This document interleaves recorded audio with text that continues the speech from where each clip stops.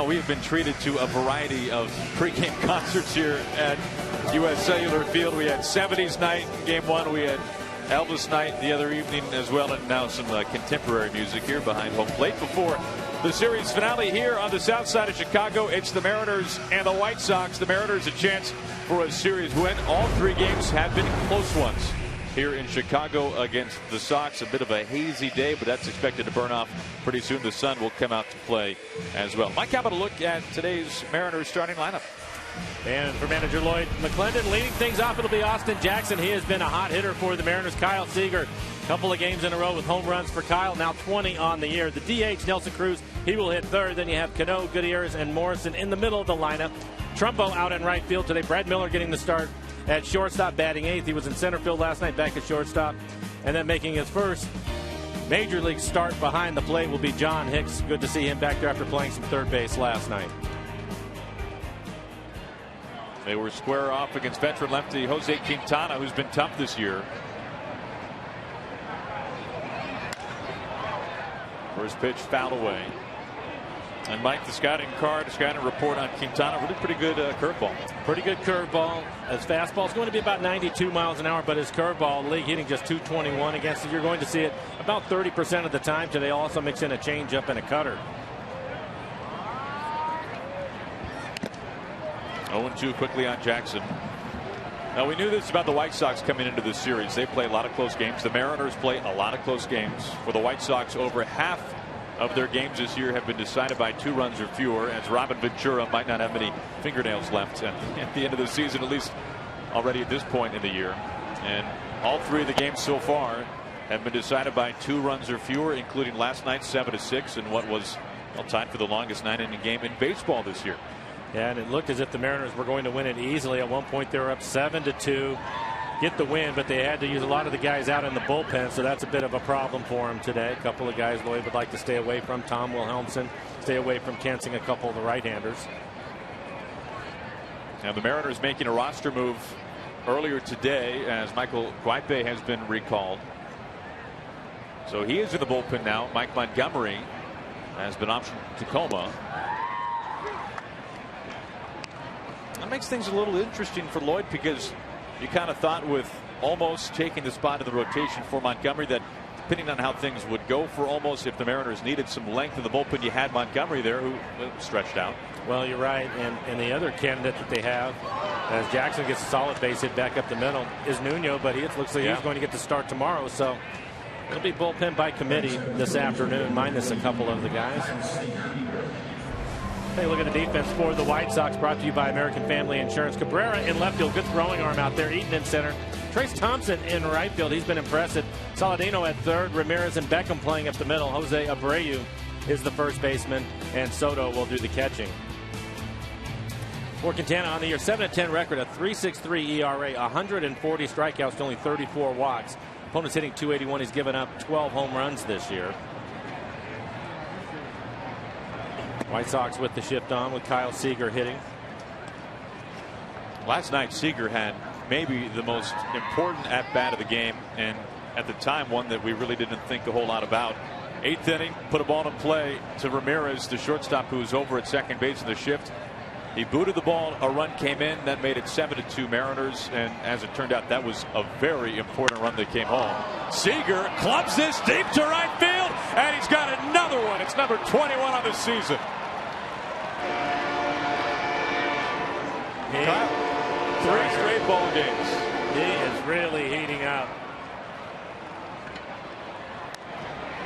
And that's off of Quintana this year. Left-handers hitting just .225, and out of the 12 home runs, now 13. He'd only given up 2 to a left-handed hitter, so a little bit unusual, but Kyle's been hot, and he gets a fastball right in the middle of the plate, 93 miles an hour, and turns on it. Great job staying behind that fastball as he drives it into the seats and right. Last night it was out to left center field.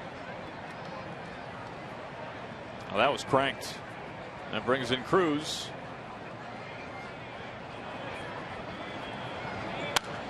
Now, you're right about the left-handed hitters and the lack of home runs. The last homer that Quintana gave up to a left-handed bat, you have to go back to June 21st. Leonis Martin, someone we're very familiar with the Rangers. And then before that, Eric Hosmer in April for Kansas City. That's been it. So this is a pretty short list for a guy who doesn't give up many home runs, period, let alone to lefties. Right-handers hitting .297 with 10 home runs off of Quintana, as Nelson Cruz quickly behind 0-2. And caught looking. Nelson looks like does not quite agree. And you can see why. That was close. Borderline pitch there for round number 1. And we'll take a look at it. It looks as if this pitch is inside. That's the curveball. Nelson thought it was clearly inside. You look at the EQC tracer. It looked like it was off the plate, so that's the reason why he wasn't happy about it.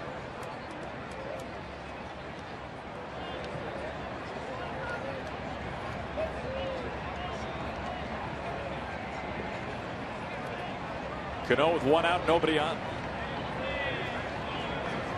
And for the second straight night, the Mariners have an early 2-0 lead because of one big swing from Kyle Seager.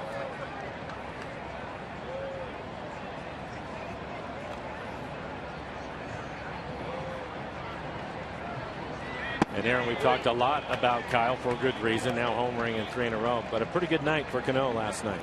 It really was. 4 for 4 on base 5 times. Has his batting average up to .281 now.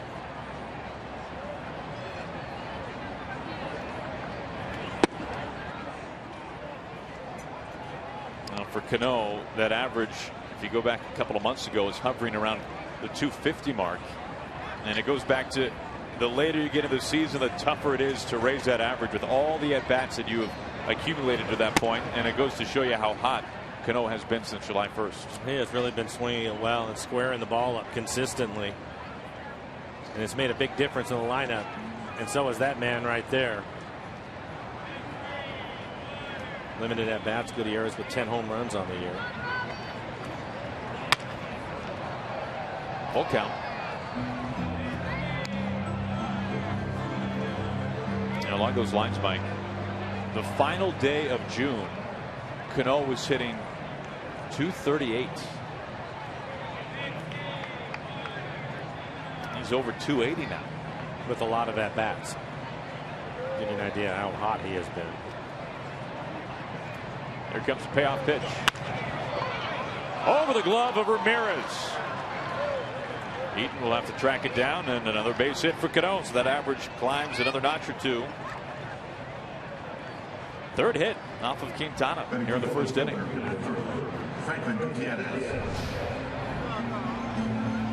It's like the curveball again. It was down, probably down out of the strike zone, but he stays with it. Solid line drive into left center field. One issue that has really plagued the White Sox this year has been getting behind early, meaning runs allowed in the first inning. They've allowed the second most runs in the league in the first inning, and for the success that Quintana has had, he has really been knocked around in the first inning, so he's been a part of that. He's given up the 3rd most first inning runs in baseball, and that continues here today. Well, and his ERA at a 3.6 gives you an idea that once he gets past the first inning, he gets awfully tough, so you want to put as many runs on the board as you can early. Good candidate to help him out. We talked about Kyle Seager homering in 3 games. Franklin Gutierrez has homered in 3 straight games as well. He has been hot since July 31st, hitting .439 with 4 doubles, 5 home runs, and 14 RBIs, and that's over 17 games. Really been swinging the bat well for the Mariners.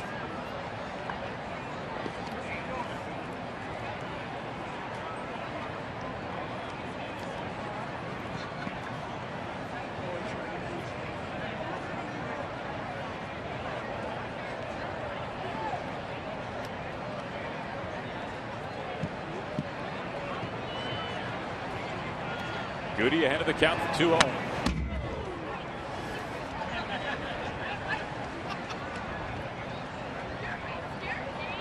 Similar to last night, Samardzija on the mound. The Mariners scoring 3 runs in the first inning. Samardzija having to throw a lot of pitches, and Quintana already had 20 pitches here in the first. Well, that was amazing how much Mariners hitters made Samardzija work last night. He threw 75 pitches through the first 3 innings, the most he had ever thrown in the first 3 innings of his career, and the foul balls They're probably running out of baseballs at a certain point last night. A lot of long at bats, guys consistently fighting him along the way and fouling pitches off until they were able to get something to handle, and then more importantly doing something with those pitches as they scored the 3 runs early. Samardzija now 0-6 in August with an ERA pushing 9, so he'll be happy to see the calendar flip over. How much of a mental side of that comes in baseball, Mike, from one month to the other, when you really feel like if you're having a tough August, and when September 1 comes, you at least mentally, do you feel like you got a clean slate? It gives you hope. It really does, because baseball players they think about all those kinds of things, and you're moving along, and you realize, especially at this point, what kind of month you've had, and you look forward to the next month. So I think there is something to it. 1 out, 1 on.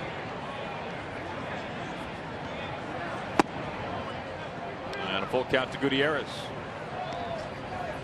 Good job laying off that changeup just down out of the strike zone as Logan Morrison waits on deck.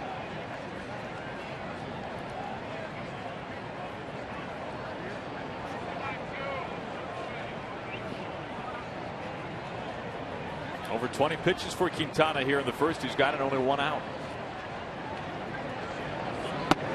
And he gets Gutierrez. Out number 2. Second strikeout for Quintana early on today. Looks like he has a really good curveball going for him today, and that's been a really good pitch for Quintana. We talked about it at the beginning of the ball game, but his curveball hitting just 221 against it, as opposed to his changeup where they're hitting 352. Now facing a left-handed bat in Lomo. Mariners getting 2 runs early. Seager, home run number 21 on the year. It's easy to overlook Quintana in this rotation when you think about Sale, who is as pure of an ace as you'll find in baseball, than Samardzija, who has really been roughed around lately. But Samardzija, you think of historically as very much one of the better starters, not an ace, but a solid pitcher nonetheless. And then Quintana, after Samardzija, as the White Sox number 3 guy. And then you take that a step further. Quintana has been the king of no decisions. He has racked up more no decisions than any other pitcher in the game since 2012. That trend hasn't quite continued this year, as he entered 7-10 in 26 starts. But historically, that's been something that has just plagued him since a few years ago. They appeal, and Lomo lays off. But Quintana, the bottom line, is probably one of the more underrated lefties in the league. No, I think that you're right. We talked about that for a couple of days when we knew he was getting the start. And again, I think he has an excellent curveball, pretty good fastball. He'll be in the low 90s with his fastball, and you'll see the cutter a lot to the right-handers try to get it in on their hands. There's a good fastball at 93 miles an hour. Of course, the best news that we received coming to Chicago is that the Mariners would miss Chris Sale after having to face Sale back at Safeco Field. White Sox don't have to face Felix. I think a lot of times, too, with starters, you lump all the left-handed starters together with the right-handed starters. And there are some pretty good left-handed starters in the American League that Quintana's trying to join, if you will. You mentioned Sale. Mariners going to Houston. They're going to see a couple of the best in Keuchel and Kazmir. That's not easy. Keuchel tomorrow night.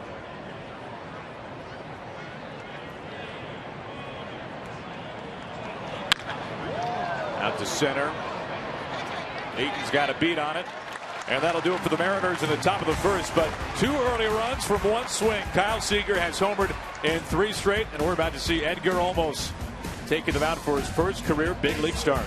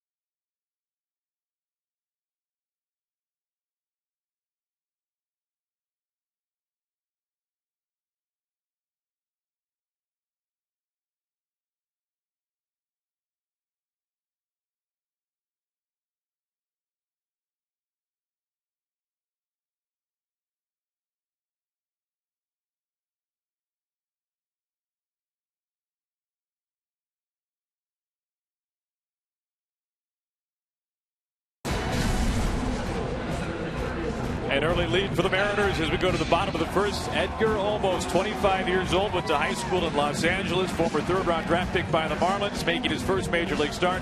And young John Hicks, a former high draft pick of the Mariners out of the University of Virginia, making his first major league start behind home plate.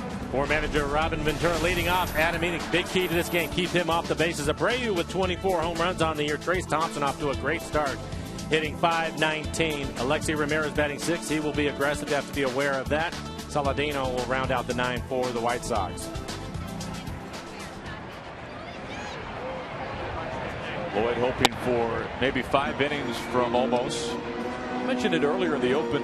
He made a couple of starts with the Rainiers. The plan was to put him in the rotation, but then he was called up to join the Mariners bullpen. And he's made about 75 starts over the course of his minor league career, most of those when he was in the Marlins organization. And this is something that he really loves. He said that he loves pitching out of the bullpen. He loves being a starter, and to him, they're two completely different things. Well, it'll be interesting to see where he's at. Out of the bullpen, we've seen him. He's had a good fastball. His average fastball around 93 miles an hour. Just saw the curveball right there at 77, and also mix in a changeup. He's ahead on Eaton. He said the other day that he noticed the usual spike in velocity when he went into the bullpen, that his fastball went up to 95, 96 at times, we said, as opposed to when he was working as a starter. And that's predictable. No, you would expect that, knowing that he's only going to maybe pitch an inning at the most out of the bullpen. That last fastball at 93 miles an hour, so he has a good fastball at the start.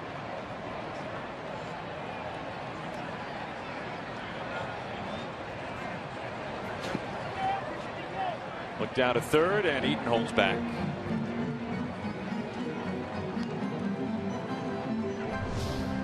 It's going to be a curveball in the dirt, trying to get him to chase it, but Eaton able to hold up. Good block by Hicks.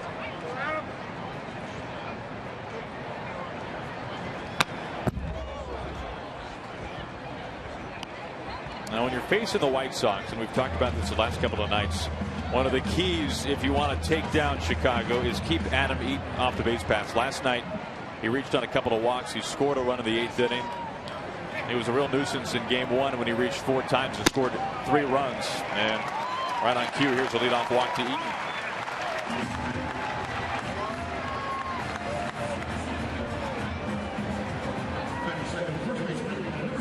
Take a look at the defense playing behind Olmos this afternoon. Franco Gutierrez getting the start in left field. Jackson out in center. Mark Trumbo in right.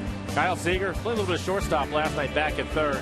Miller, the center fielder, now at shortstop this afternoon. Cano and Morrison on the right side of the infield. And John Hicks will do the catching.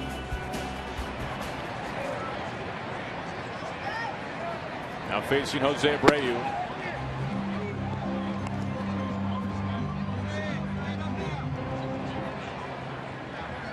For Olmos, you can see 4 games out of the bullpen, did not give up an earned run. 7 2/3, couple of strikeouts, 2 walks. Opponent's hitting just 192 over the 7 2/3 that he pitched. Coming off his first major league win, and today's first major league start. 1 ball and 1 strike to Abreu. And I think he's aware of who's at the plate. The first 2 fastballs, 94 and 95 miles an hour. Turning up a little bit.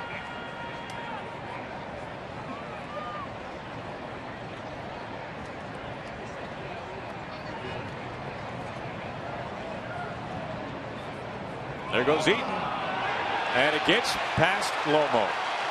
Eaton on to third base. They'll be held there. Now we'll take another look at this, but good timing by Olmos on a move to first base, but instead of Eaton being out at second, he stands safely at third. It can be difficult at times for a first baseman because of all the white in the stands during the day games, and it looked like it was a good throw to Logan. I think it went off the end of his glove unexpectedly. That's a steal and an error on Lomo.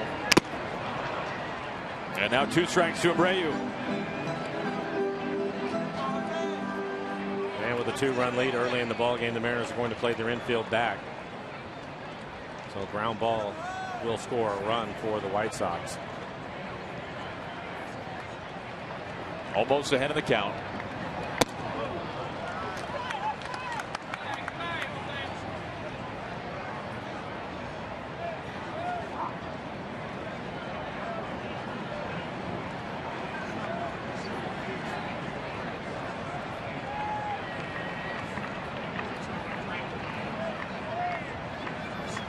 Abreu, the tying run. One quick skip there to Miller. A run comes home. And safe at first, Abreu. Boy.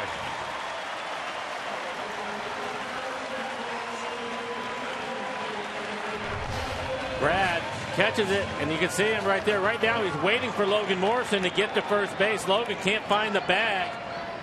He thought maybe he had a piece of it with his heel. You can see Darryl Boston, the first base coach for the White Sox, calling him safe. And a couple of mistakes early in the ball game. You can see right here, typically Logan would be on the base.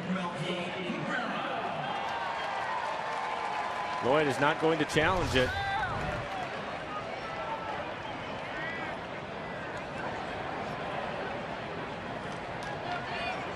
That'll be another error for the Mariners. And it's on Lomo again.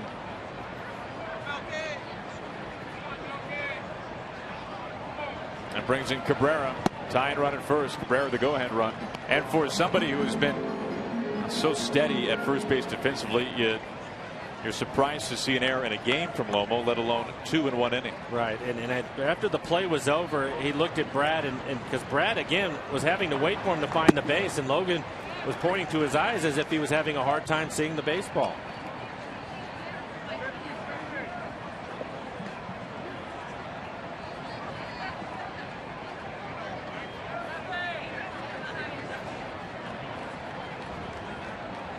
Two 2-0 on Cabrera.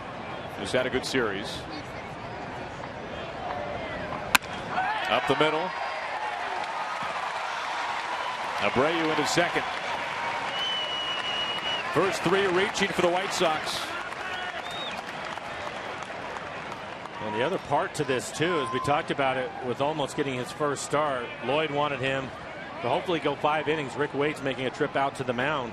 A couple of errors when they should have 2 outs on the scoreboard. Now you have a run, still nobody out, and you're adding to his pitch count now 16 pitches. In this shot right here with Cabrera, you can see, Mike, all of the white hats that they have given out today here at the ballpark. And the lower bowl, you can see there, it is just flooded with White Sox fans in white ball caps. No, you're right. It's going to be difficult to see. Add to that the sun, which right now we've had some hazy skies, but there have been moments where the sun has poked out. And the forecast to make you think that it's going to come out stronger in the later innings. Yeah, again, I think for Logan, he was looking at Brad, and he was pointing to his eyes as if he was having a hard time seeing the ball. We're not used to seeing what we've seen from him. He's really had a good year defensively, but a tough first inning.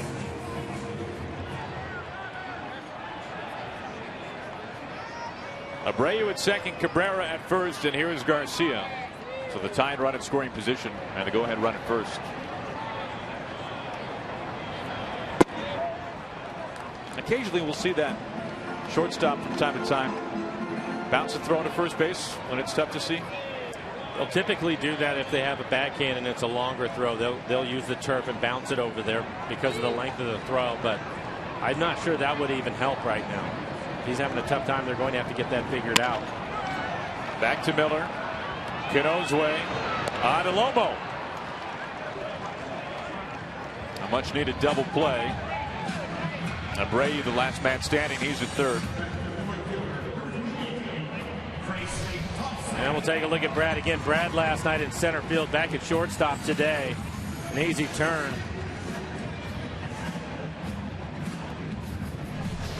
I think you could even tell on Logan catching that. Most of the time he'll just reach down, turn his glove over. Fairly casual catch, but he took his eyes all the way down to make that catch. He's got the eye black. He's got the sunglasses on. Everything he can do. That brings in Trace Thompson, who has quickly become a fan favorite here in Chicago, and for good reason. And there seems to be an uproar here at the ballpark each night that he is not in the lineup. He's in the lineup for the second time of this series. Off to a fantastic start in his rookie season. Just recently called up. A lot of action for Miller here in the first. He gets Thompson a run in and a man left for the White Sox as the Mariners hold on to a 1-run lead through the first inning.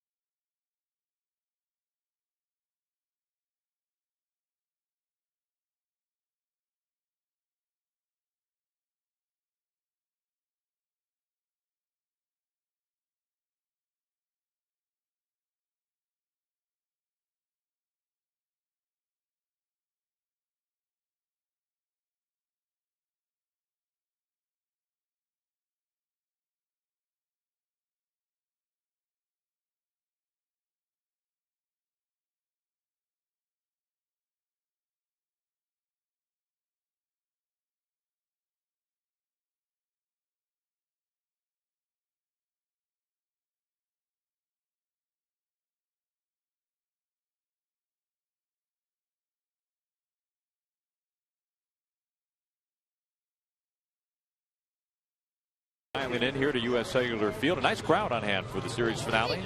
Sunday baseball here from the south side of Chicago. And Mariners baseball to your list of things to enjoy over the upcoming holiday weekend. Join us for a Labor Day matinee on Monday the 7th when the Mariners and the Rangers face off at a special 3:40 start time. Log on to Mariners.com today to pick up tickets.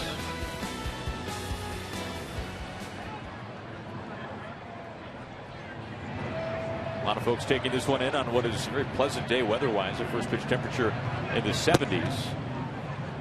Trumbo leads things off facing Quintana. The Mariners got Quintana for 2 runs in the first. Seager a 2-run shot.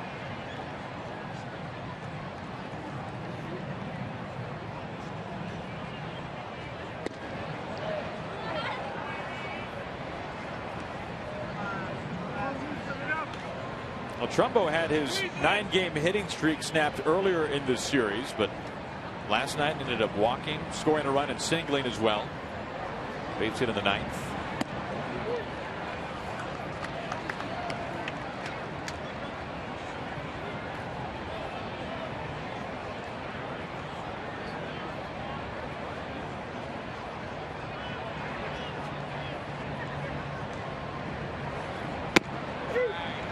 When you think about the shuffle that the Mariners had to make last night with Ketel Marte getting hurt, then Hicks coming off the bench and playing third base.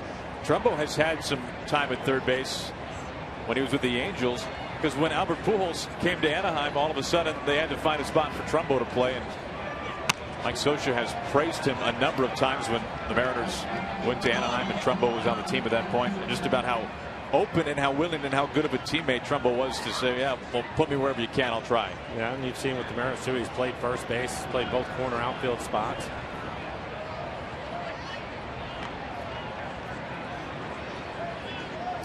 Quintana's 2-2, and he gets Trumbo swinging. And we take a look back to last night. Ketel Marte, this is what caused the shuffle, as you see a high chopper off the plate, and right here what turned out to be a hamstring injury, trying to leg it out. And hopefully it's not a serious one. Certainly miss a couple of days, I would assume. He has really played well for the Mariners since being called up.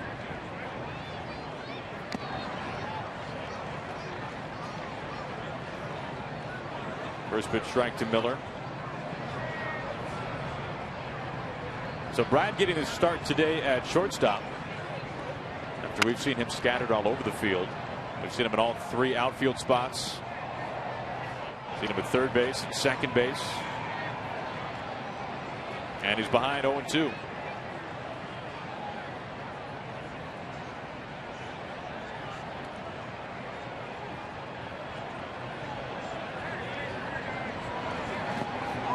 And he goes around. Well, that curveball, Mike, it seems like that has generated all 4 strikeouts. He has a good one going, and it looks as if he can throw it for a strike at the bottom of the strike zone or bounce it like he did on the last one at 77 miles an hour. Right out in front of home plate to get the swing and miss. Well, it might not be the major league debut of John Hicks. We saw that last night late at third base, but here's the first big league at bat for Hicks. 25 years old, out of Richmond, Virginia, former 4th round draft pick out of the University of Virginia by the Mariners in 2011. Lifetime .280 hitter in the minors.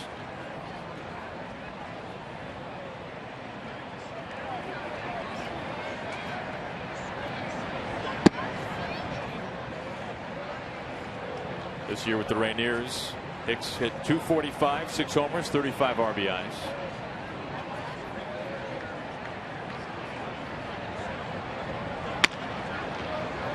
Into right field, dropping it for a base hit. And John Hicks on the second pitch that he sees of the bigs.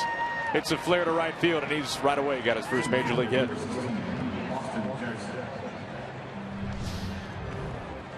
Going to be a cut fastball, trying to get it in on his hands. Little inside out swing. Line drive into right. He'll take that ball out of play. So congratulations to John getting his first major league hit.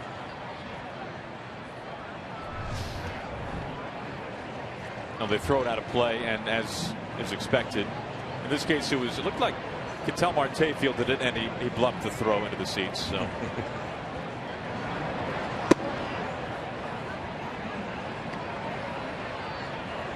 Maybe that was Felix. That seems like something Felix would do. 2 outs, a man at first for Jackson.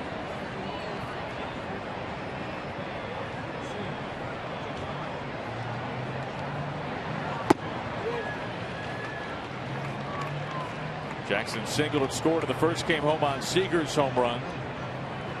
Kyle on deck.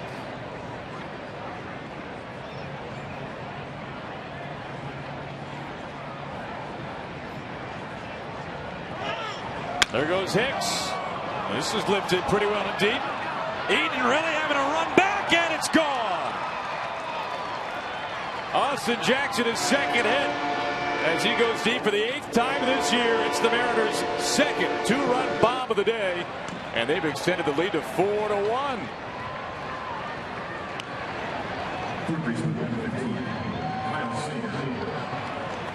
And it looks as if Austin Jackson hits a pretty good pitch, his 8th home run on the year. It looks like the curveball, I think it's down and on the outside corner. He's golfed it out to right center field. Hicks a 2-out single, Jackson the 2-run homer.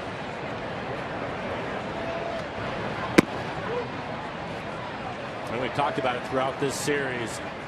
The ball really carries out towards right center field in this ballpark. The Mariners have taken advantage. That is their 6th home run in this series.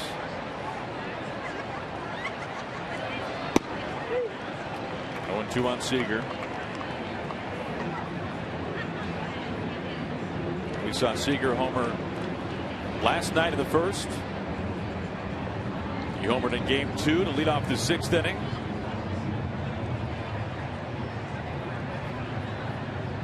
Seager home runs in 3 straight games. He's definitely getting things turned around in a hurry. He now has 4 home runs in his last 12 plate appearances. That'll help to end what has been a tough month of August. Quintana ahead of the count.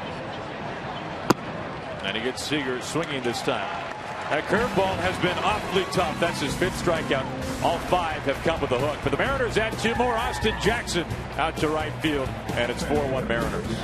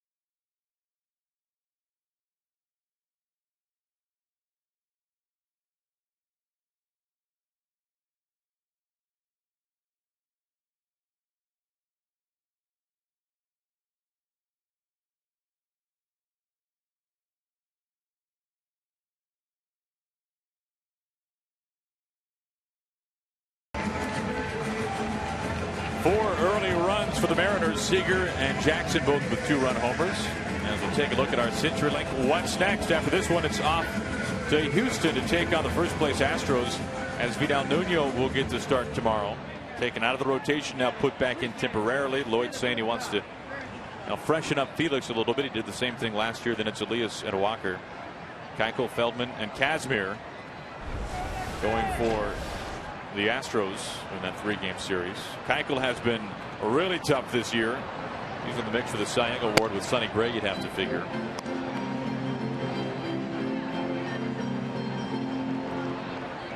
Almost had to work around some traffic in the first inning. Allowed only 1 run after the first 3 men reached, and a double play ball off the bat of Garcia really helped out.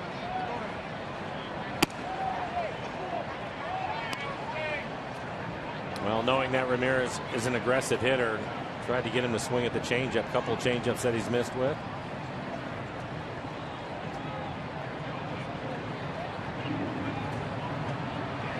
Showing a bunt this time and looking at a strike.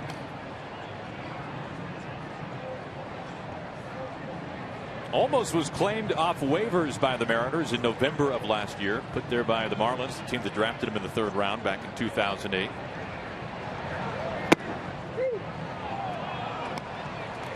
Able to find the strike zone with that changeup. So we've already seen a pretty good breaking ball out of him. He's topped out at 95 and a changeup right on the corner.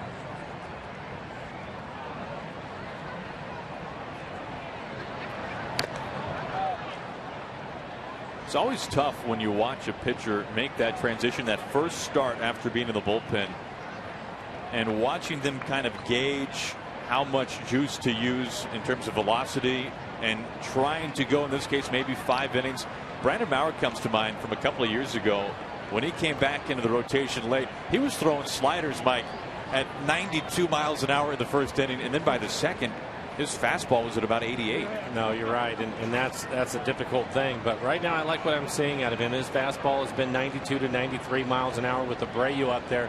That's when the velocity jumped up. The dangerous hitter in their lineup.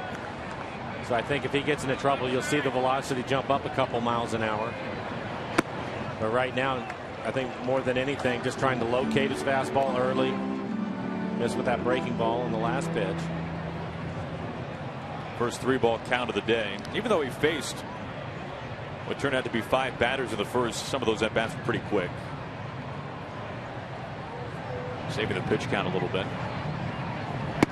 And he gets the strikeout there to Ramirez. 94 that time.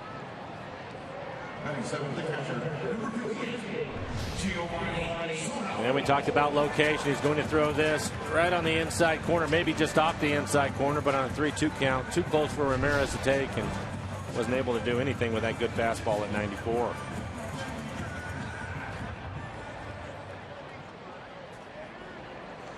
Giovanni Soto getting the start today. Tyler Flowers, the usual starting catcher, the day off for the White Sox.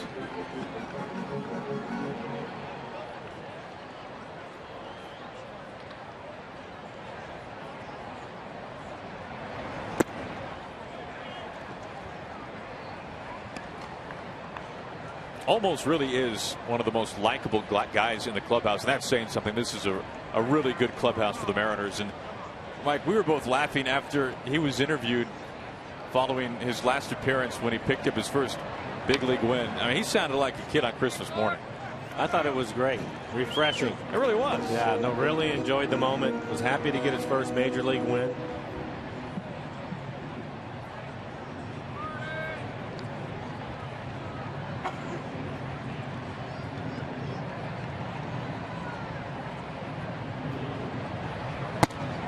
And you think about it, for almost, this is an opportunity that he's really trying to cash in on and make an impression, because you think about where he was as a former 3rd round draft pick years ago in 2008 with the Marlins.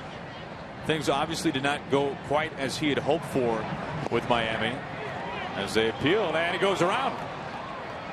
There's back-to-back strikeouts. Soto down swinging barely. First 2 strikeouts of the day for almost come back to back. And we'll take a look at it. Like a changeup again. 86 miles an hour down out of the strike zone. Soto not able to hold up his swing. Goes just far enough. And brings in Beckham, former first-round draft pick out of Georgia.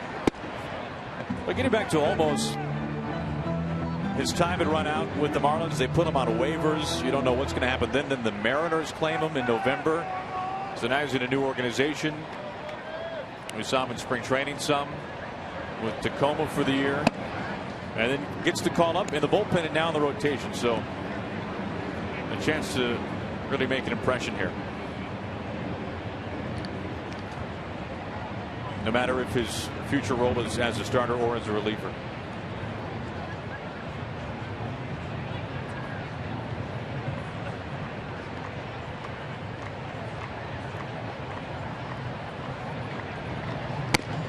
Behind 3-0.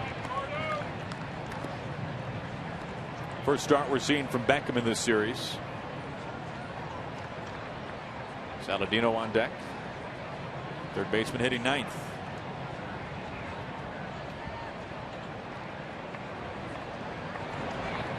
Four-pitch walk following back-to-back strikeouts.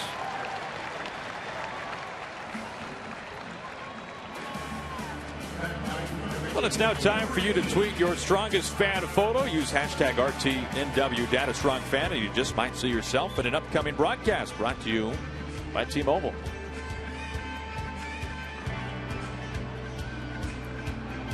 Almost getting off to a nice start here in the bottom of the second. A strikeout to Ramirez. Same story to Soto.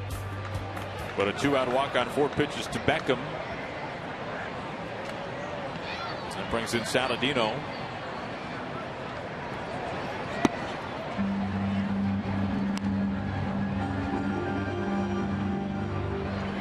A couple of rookies facing each other.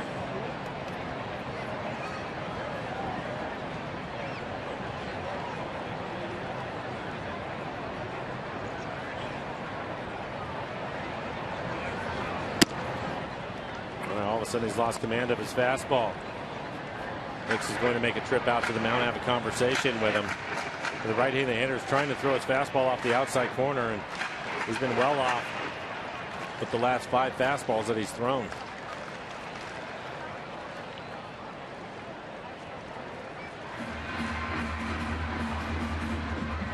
At least two know each other well. Hicks and Olmos working together in Tacoma this year.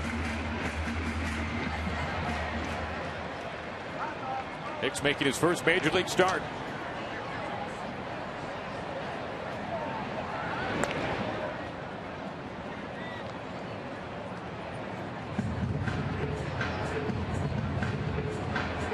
Mariners getting 2 runs in the first. Seager a 2-run homer. 2 runs in the second. Jackson a 2-run homer. White Sox lone run so far has come on an error. And wide of the plate again with a fastball.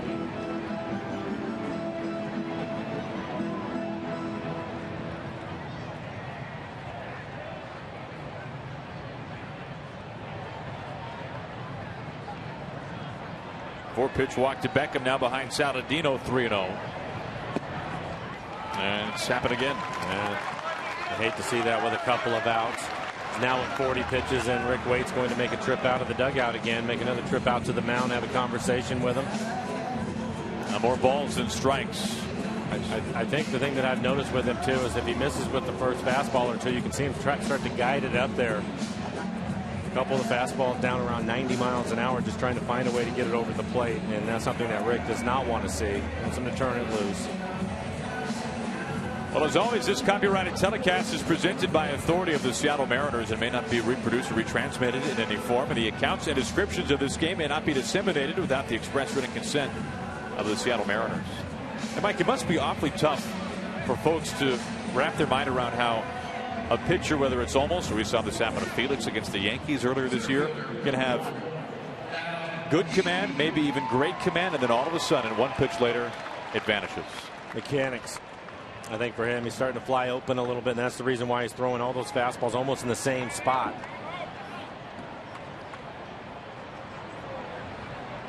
Facing Eaton for the second time as he's faced the order 1 time through now. He's got 2 on, 2 out. And that's the reason why he came back with the breaking ball so many times. And talking to pitching coaches over the years, and Rick Waite's no different. when you struggle with your fastball command, try to make them throw a breaking ball early. Even if they miss with it, they'll think more mechanics at that point. Try to get their arm slot back. Behind 2-0.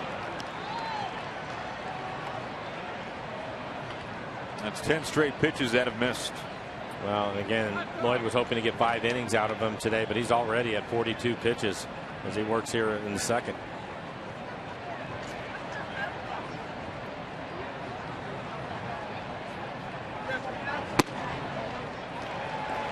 Three and nothing.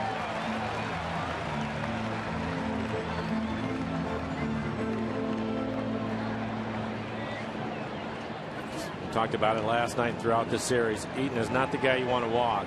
One, he has speed, but more importantly, you have Abreu waiting on deck. That's a strike there. That snaps 10 straight pitches that miss the strike zone.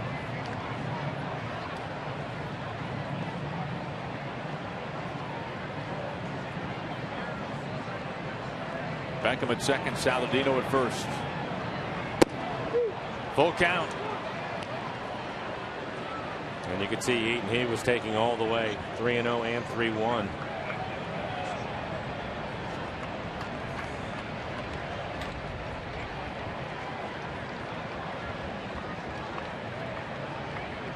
And a look at second. Eaton has run the count full in each at bat so far through the leadoff walk to begin the bottom of the first.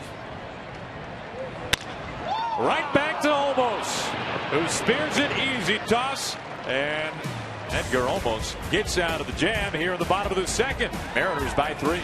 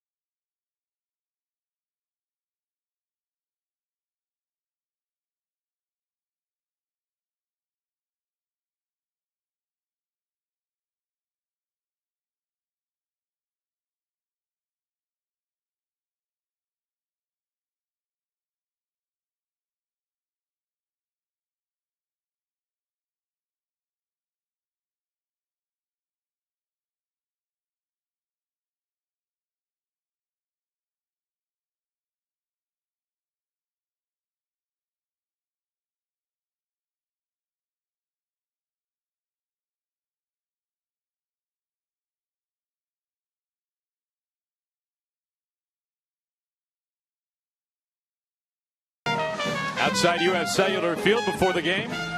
This is right up Kevin Crimmins' alley. We were looking for him earlier. They have had a lot of entertainment Been here. all over the place. I mean, they've covered every decade, every genre. It's too bad we're leaving tomorrow. Who knows what's in store? Look at that microphone. Nelson Cruz to lead off the top of the third. Pretty nice work there by Olmos, huh, Mike? I think it was really a big at bat in this game for him to be able to come back and get Eaton as Nelson Cruz picks up a base hit, and the barrel of his bat ends up in the stands. Well, he landed in the walkway, so everybody's okay. Nelson now 1 for 2.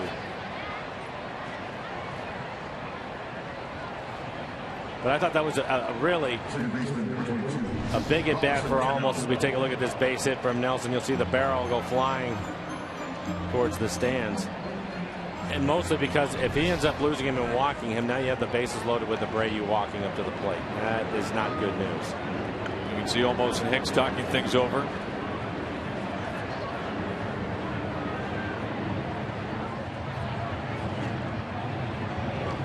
One of the things that can always help a starting pitcher, especially a young starting pitcher, to get a little bit deeper into the ball game is score them a bunch of runs. And the Mariners have scored 2 runs in the first, 2 runs in the second. We'd like to continue to add on to that. Well, they're on pace for pretty good offensive performance today. Cano, a base hitter earlier.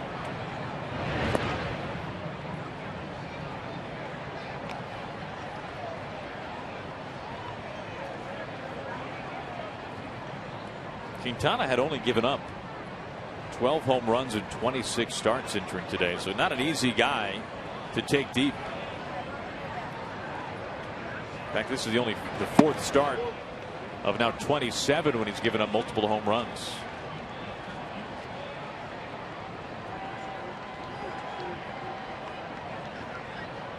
And he had not given up a home run in his last 3 times out.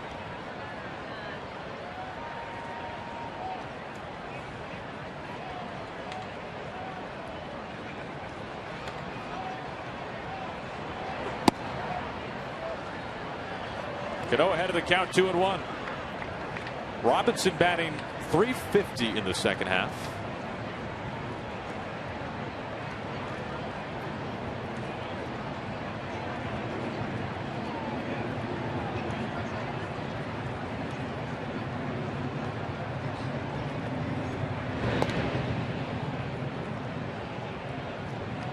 Really, when we head into the winter and then head into spring training next year, you're going to look back to the first couple of months and it will kind of feel like one of those unsolved mysteries as to what made for the slow start for Robinson. And the good news, at least, is we are now seeing, and we have seen for some time, the real Robinson Cano, which certainly is encouraging going into the final month of the season, then into the offseason.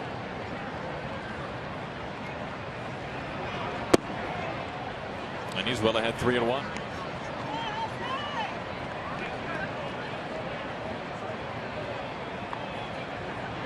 Goody a strikeout earlier on deck. I think that's a really good point when you talk about the first couple of months and the slow start by Robinson. And then the other side of it was really the strength of the club last year, the bullpen, and they had their struggles. Certainly didn't expect to see that. First 2-man reach. Cano on base for the second time. Cruz into second after his single.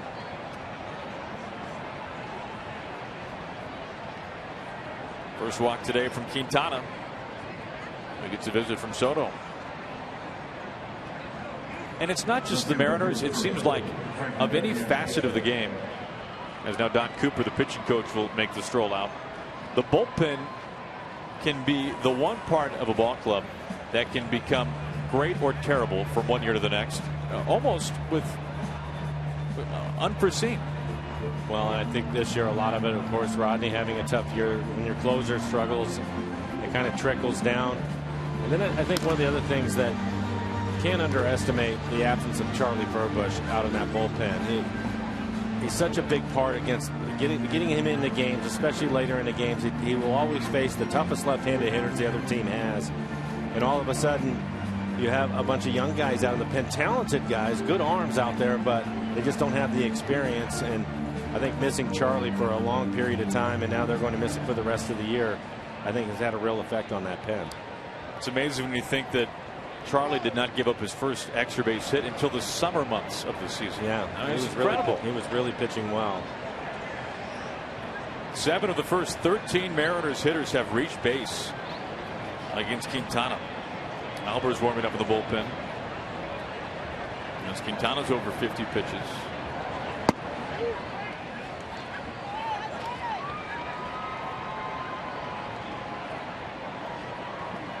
Cruz the single, Cano the walk. 2 on, nobody out, top of the third.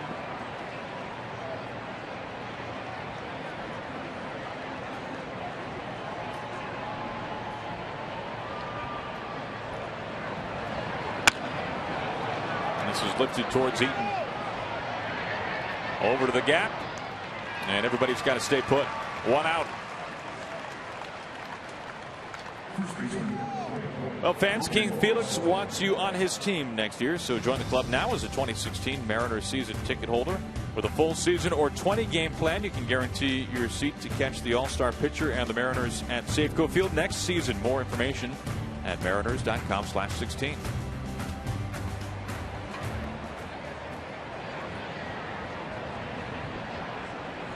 1 out, 2 on for Logan Morrison, who flew out to center field to end the first. A ground ball right side. Beckham to his side, stays with it, and Lomo's out.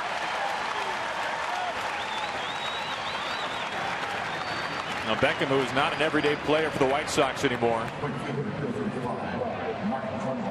able to stay with it. Cruz into third. Cano to second base. And a tough break for Logan Morrison. He'll dive and knock it down, and the ball, it looks like it's behind him a little bit, and right there he's able to find it quickly and gets Logan by a half a step. Takes away a hit, takes away a run. They're going to put Trumbo on and go after Brad Miller, so they want the lefty-lefty matchup. We talked about the numbers before the game.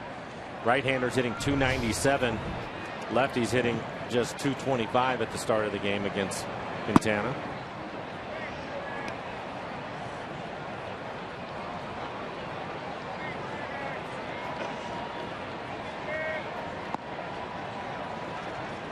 As we saw a look there at Beckham, it's been a rough road for Gordon Beckham since being drafted high in the first round out of the University of Georgia. He's had his struggles offensively.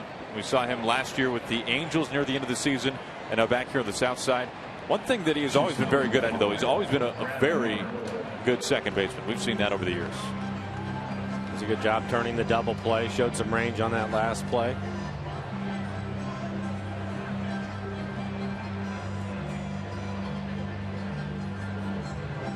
Soto a quick talk. 2 outs, base is full for Brad Miller. Mariners trying to add on a couple of 2-run shots in this one today. Seager and Jackson in the first and then second inning.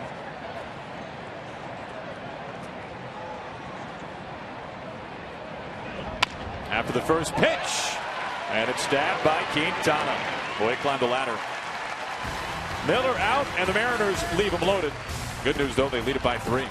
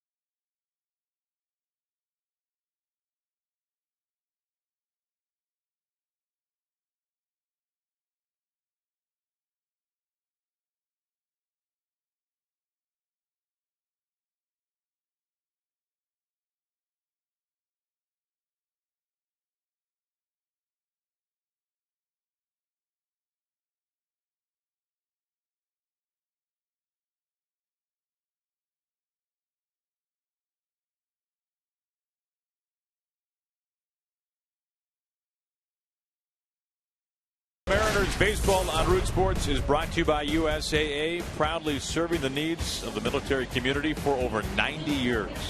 And by BNSF Railway, sponsor of the BNSF Blast. Well, always beautiful sights here in Chicago. Chicago River running right through downtown.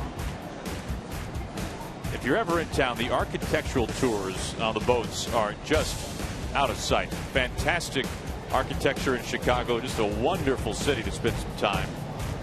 The Mariners were fortunate enough last year. They were here over July 4th holiday, an off day here in Chicago last year, but overall pretty good weather here this time around, although some drizzly skies yesterday, and has not been nearly as stifling as you might expect it to be here in Chicago in late August. as Edgar almost back up on the mound to face Jose Abreu here in the bottom of the third, as the Mariners offense has given almost 4 runs to work with.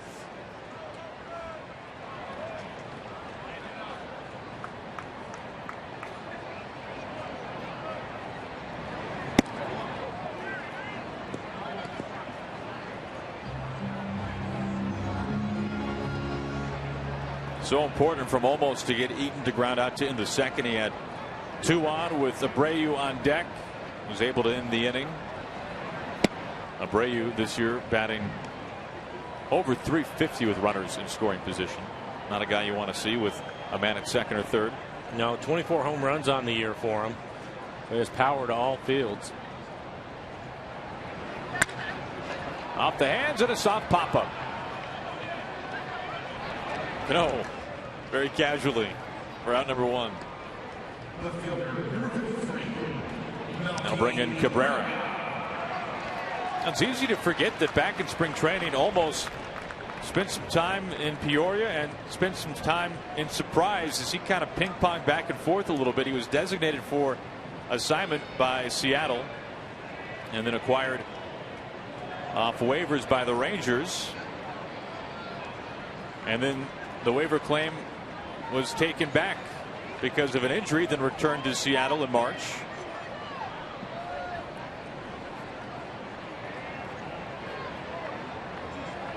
As on paper, he was with a couple of different organizations at least.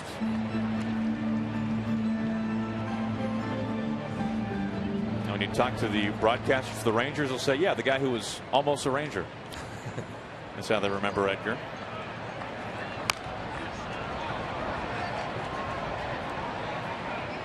Well, you would like to see him have an efficient inning. His pitch count a little bit high now. 51 pitches as he works here in the third.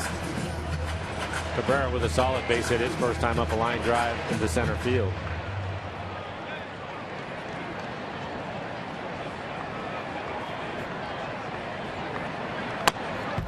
One thing that has been a trend today for Olmos is that he has not started off with many first pitch strikes. He did to Cabrera in this at bat, but only 2 of the first 12 hitters a first pitch strike, which is not the end of the world, but it's nice to start things off with strike 1.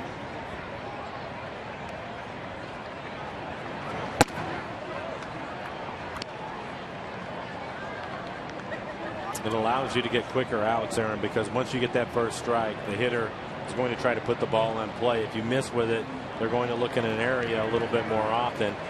And him missing the first pitch strike also has started some walks for him. This is pumped out to left field. It's got a lot behind it at the wall. And Goody has to watch that one go into his glove as he's able to hold on to it. Well, Melky gave it a ride right to the wall. And the ballpark holds it. He catches it off the end of the bat just enough. You can see that pitch on the outside corner. An off-speed pitch, maybe the changeup right there at 86 miles an hour. And Franklin has it all the way, right in front of the wall. Nice work by Goody. So 2 outs, and it brings in Garcia. Nearly 50 RBIs this year for Garcia. He can fill up a batter's box.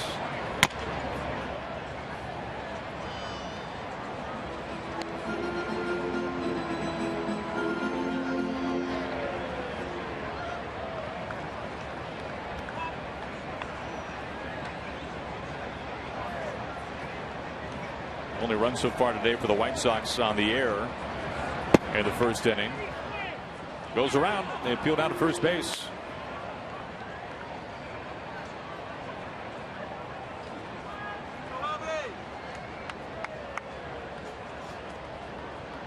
And almost looking for his first 1-2-3 inning today.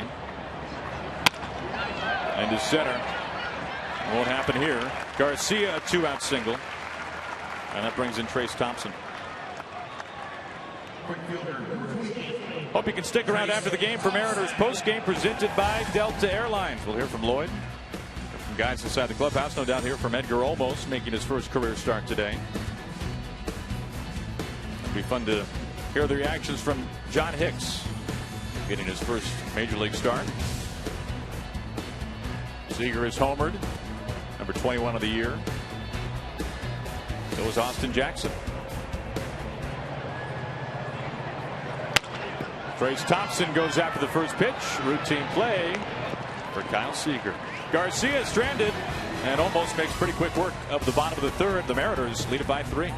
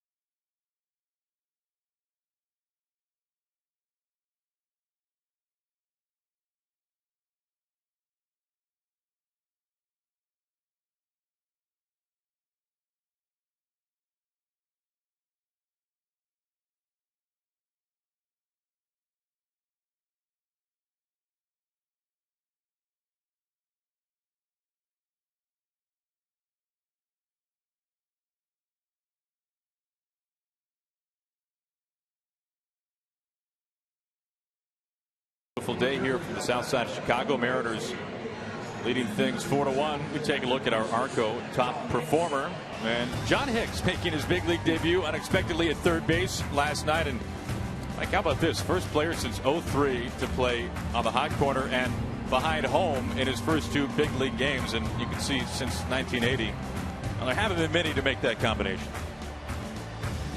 The thing I like is that he's already checked in with his first major league hit, scored his first run. Starting to get some things out of the way. Got a base hit into right field his first time up. He'll lead things off in the top of the 4th. Quintana held the Mariners off the board for the first time today in the 3rd. Although he faced 6 batters, did intentionally walk one of them.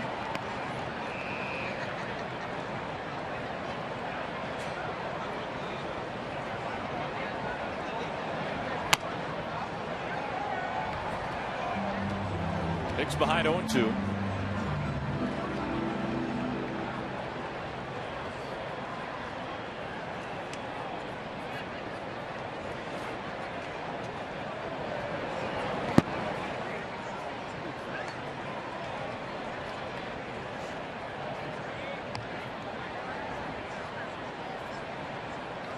Hicks spent some time in the bullpen last night warming up some pitchers. In fact, he had to make his way from the bullpen to the dugout to get Brad Miller's glove to play at third base.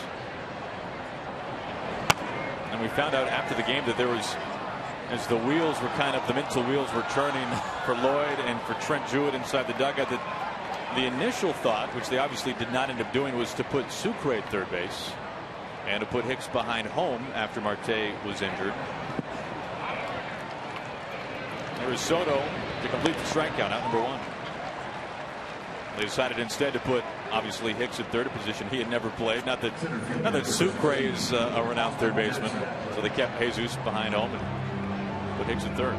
Well, I think that makes the most sense, because if you put Sucre at third, even though Hicks is going into a position that he obviously has played a lot more, it's still going to be his major league debut either way. And then all of a sudden you have 2 players, the inexperience of Hicks and the inexperience of Sucre at third base. So why not keep your catcher at that spot? And Hicks, on top of everything else, is a pretty good athlete. Just run him out there.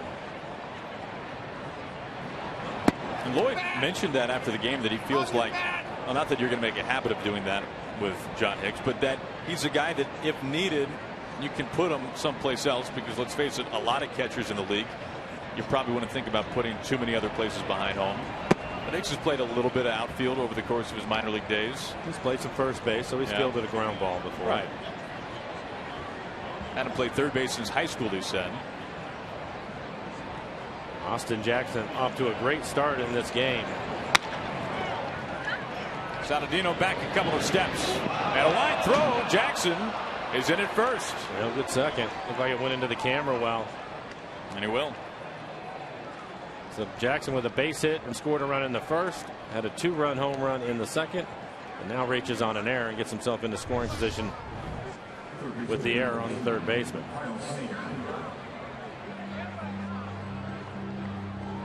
That wasn't close.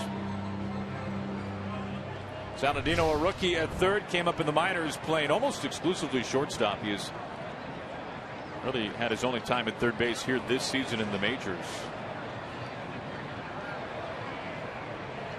2-base error with 1 out to bring in Seager.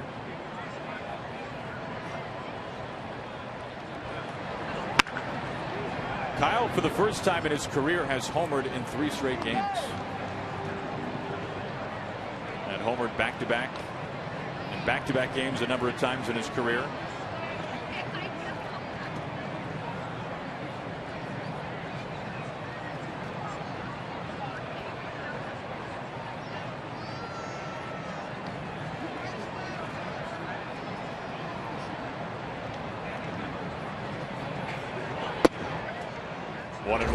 Now we just take a look back, Mike. It's the first inning. Seager didn't waste much time. No, he gets a fastball in the middle of the plate and drives it into the seats in right.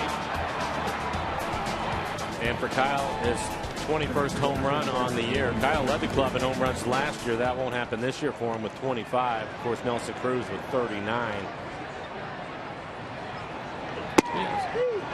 Soto down to second. Jackson safe. Kyle, with a month to go, has a real good chance to equal the 25 that he had last year, maybe even surpass it. Every year it seems like we see a few spurts from Kyle where he gets blistering hot. I think when you look at the good players, that's typical of them. They'll be consistent most of the year. Kyle's bad month was the month of August, although he's finishing strong. But then they'll have some time in there where they're going to get really hot. We've seen it from Cruz this year. Time called here as Ramirez was needing to do some landscaping at short. We've seen it from Cano over the last couple of months. Austin Jackson has been a hot hitter.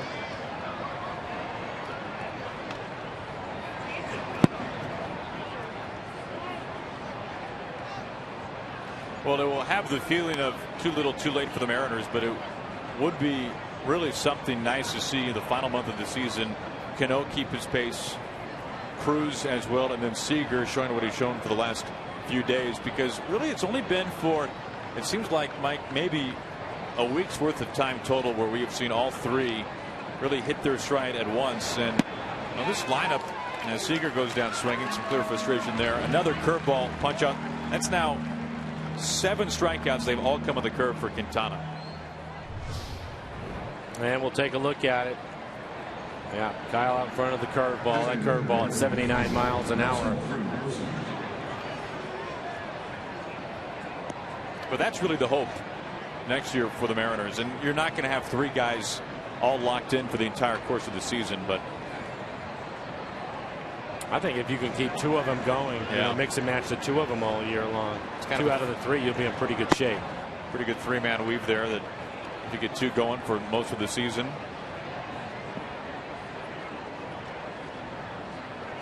Cruz a strikeout and a single.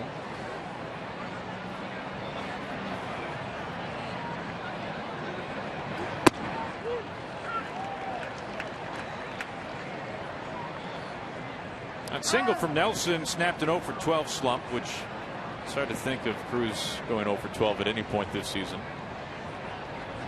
especially after his on-base streak, which reached 37 games.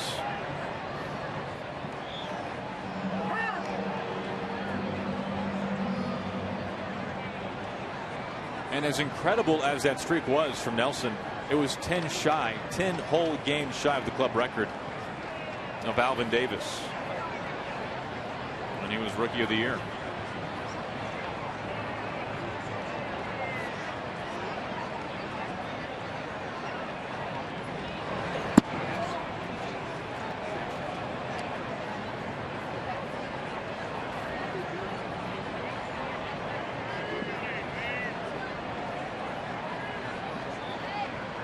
2 balls and 2 strikes to Cruz with Jackson at second base after the error by Saladino.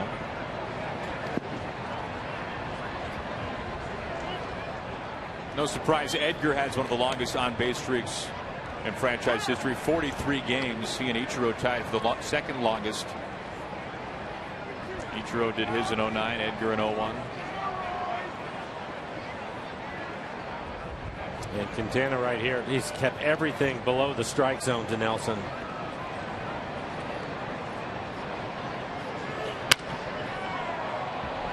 That one right at the bottom of the strike zone. One with the curve again with 2 strikes.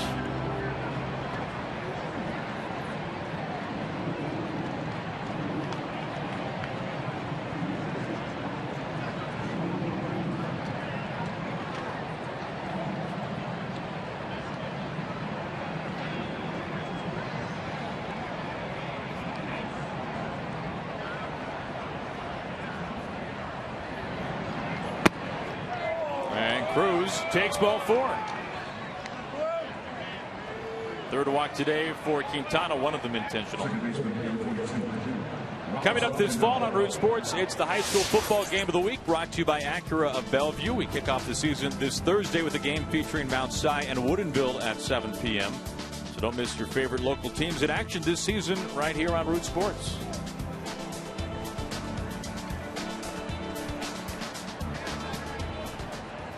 Two outs and 2 on for the Mariners. It brings in Cano, who has reached base twice.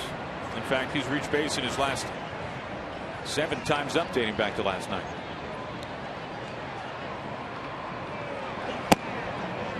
But in for ball 1.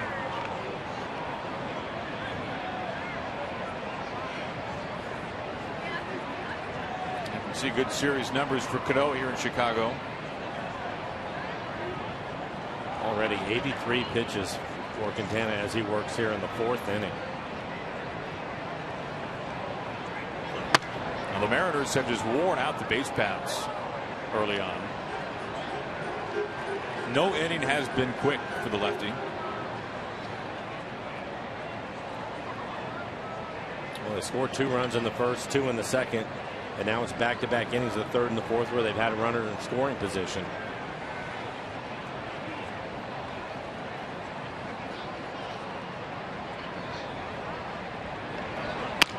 Off the hands, a ground ball, and it will, well, be going into center field. Good play by Beckham. Keep it from going all the way out to the center fielder. A lot of range there. We'll take a look at it. It ends up jamming Robbie a little bit, gets in on his hands. They were playing him to pull, and Beckham ranging back up the middle of the field. His job at that point is just to try to knock it down. He's able to glove it. That would keep Austin Jackson from scoring. A really good opportunity for Gutierrez here. Franklin so far 0 for 2. He has been a hot hitter for the Mariners, though. Really nice month for him.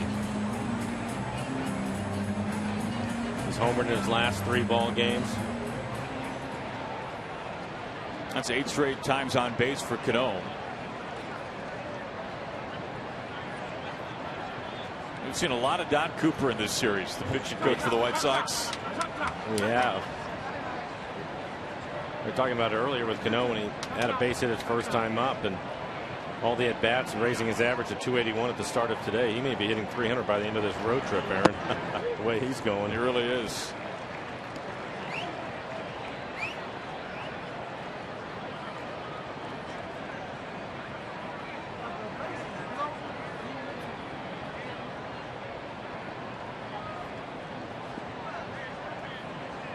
Quintana entered today tied for the 2nd most quality starts in the American League, and that will not happen today.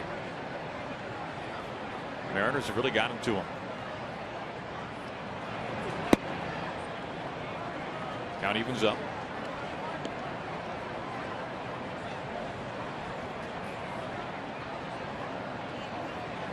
Matt Albers getting loose in the pen.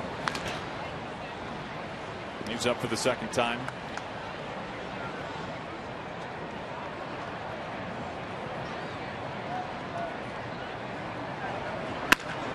This is thumped.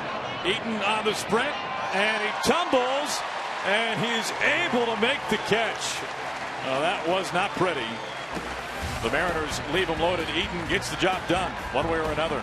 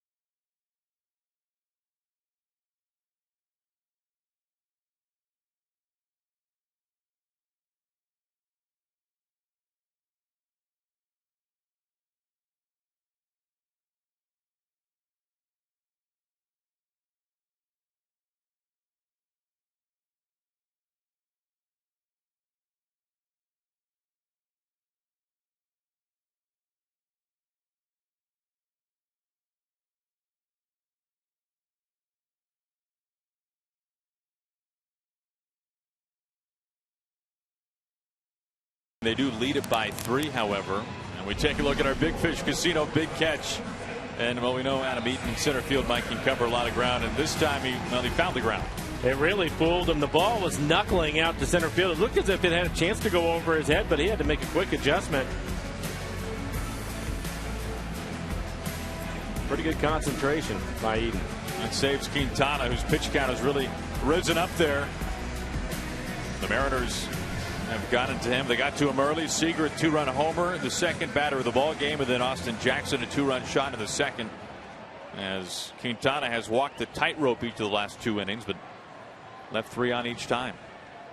Mariners have now left 7 base runners over the first 4 frames. Changed a little bit last night, but for the most part, Aaron, you were talking about this, scoring the runs on the home run, and that's been the case in this ball game so far. Just 1 for 6 runners in scoring position. Now 1 base hit was from Cano, and it didn't score the run because Beckham was able to keep it on the infield.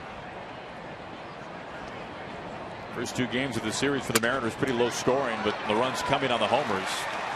Ramirez dumps a flare into right. A leadoff base hit for the White Sox shortstop.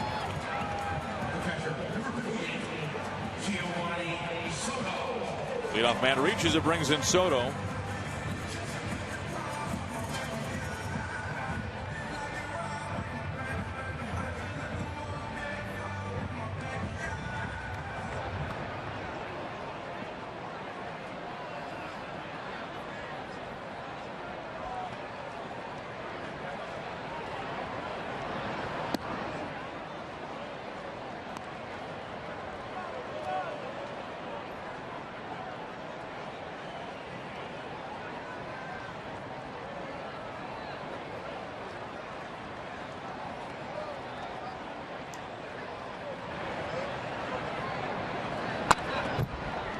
Ball to the 1 strike to the White Sox catcher.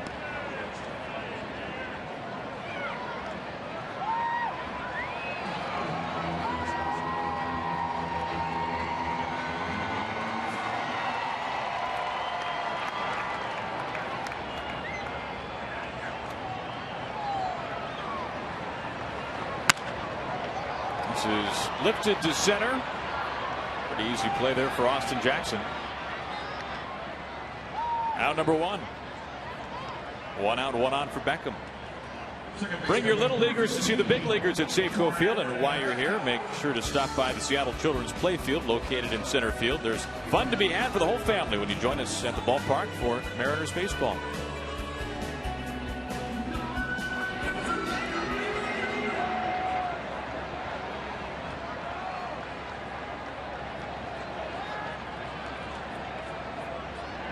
It brings in Beckham, who walked back in the second.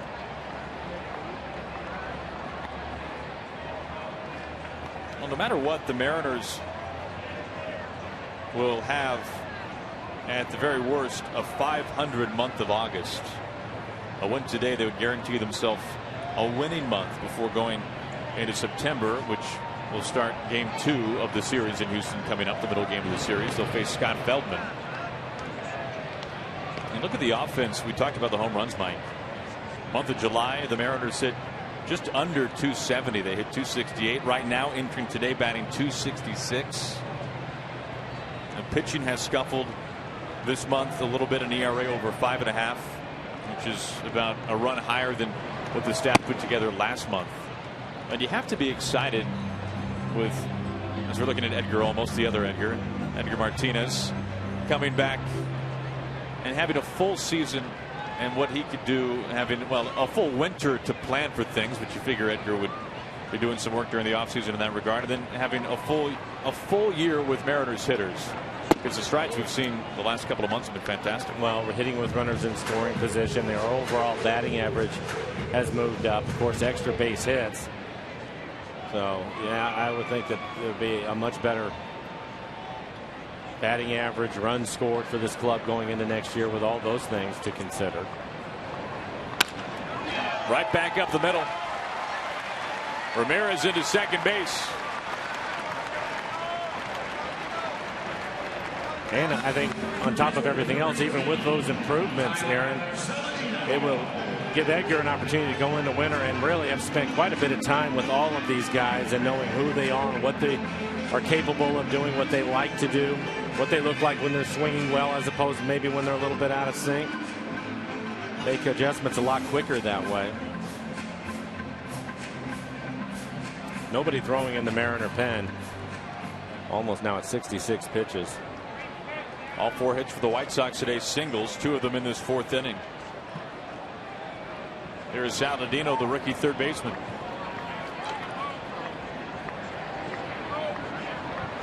He's a tying run all of a sudden.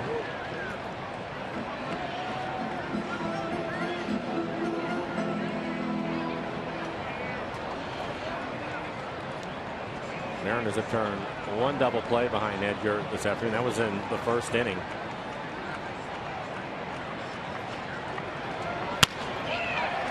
The opposite way, and a base hit. This will do some damage. Ramirez rounding third. Beckham held. Saladino a headlong slide into second base, and the White Sox have cut the lead in half. It's 4-2 Mariners.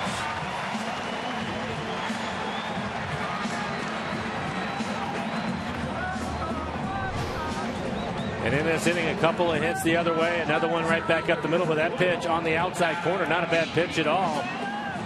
Good hitting by Saladino going the other way, picking up the RBI in the double.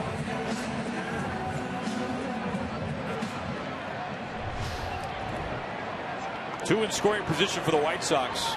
The White Sox last 13 hits in this series had been singles until that double. Eaton on the ground to Cano. On to first base and out, but a run in. That's Beckham.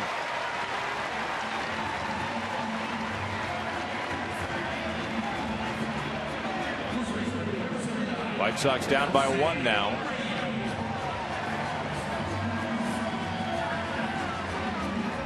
And their best hitter walking to the plate.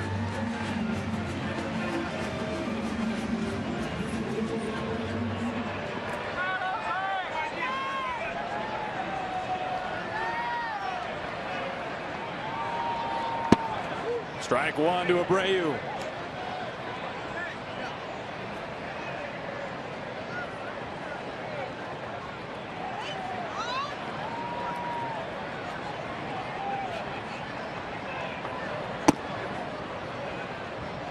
Michael Guipe getting loose in the pen. Just recalled today from Tacoma, Mike Montgomery sent down. And you can see the split, 71 pitches, 38 strikes. The splits are not what Olmos wanted. Pops him up. Logan Morrison, foul ground. And there it is to end the 4th. Tying run stranded at third base for the White Sox. Get 2, Mariners by a run.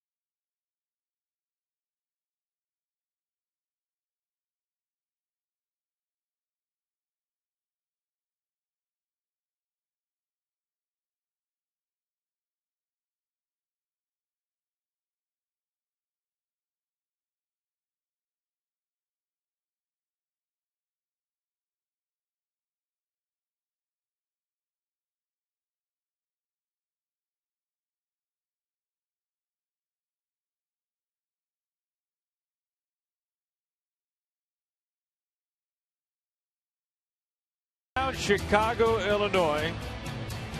One of the best spots to come to here in the American League.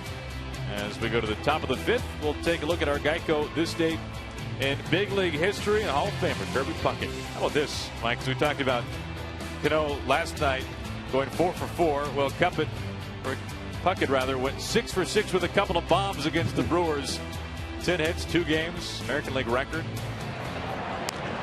He's having himself a couple of good days. Kirby, very aggressive hitter and one of the best bad ball hitters I've ever seen. He did not need to see a strike to hit a line drive. Little Guerrero-esque. Yes, a lot like that. Or maybe Guerrero was like Puckett.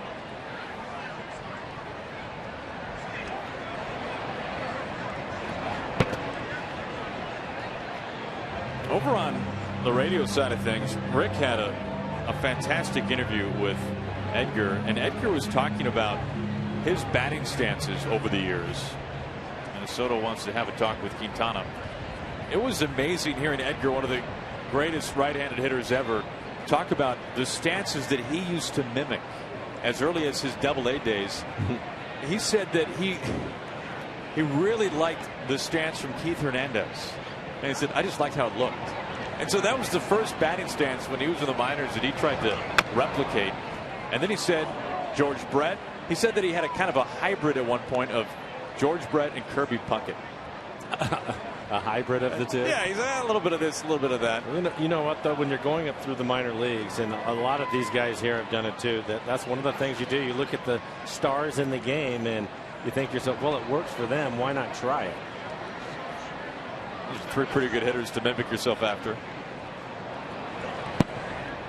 In the dirt, 2-2. But it's funny to think about how many players who were coming up either in the minors or very early in their major league careers when Edgar was playing probably tried to mimic Edgar's swing. I don't think there's much doubt about that. I'm going to guess and say that the guy that's probably been mimicked the most is Ken Griffey Jr. In every backyard in America for about a decade.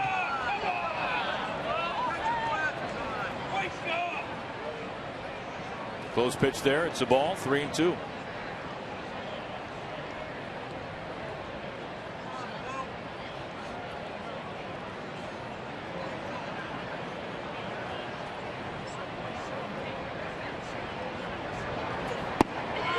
Strike 3 called. Lomo thought that was ball 4. There's the curveball again, and Lomo's got some parting shots. Well, that last pitch was inside.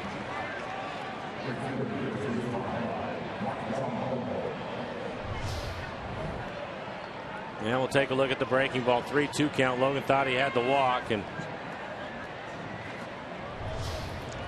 let the home plate umpire Tim Wilkie know about it. Well, the trend continues. That's now 8 strikeouts for Quintana. The third and final pitch each time has been on the curveball. We noticed right away, even though the Mariners had a couple of home runs in the first 2 innings, that he had a good curveball today. His fastball command has not been the best.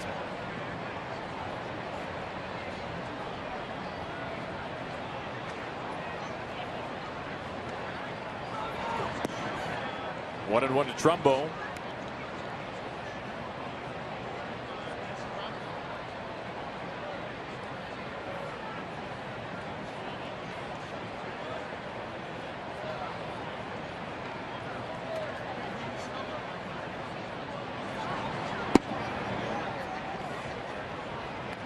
Really has been a barrage of left-handed pitchers for the Mariners to face, and that will continue.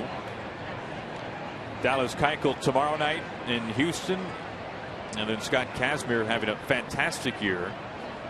Now with the Astros, we will see Kazmir in the finale on a Wednesday.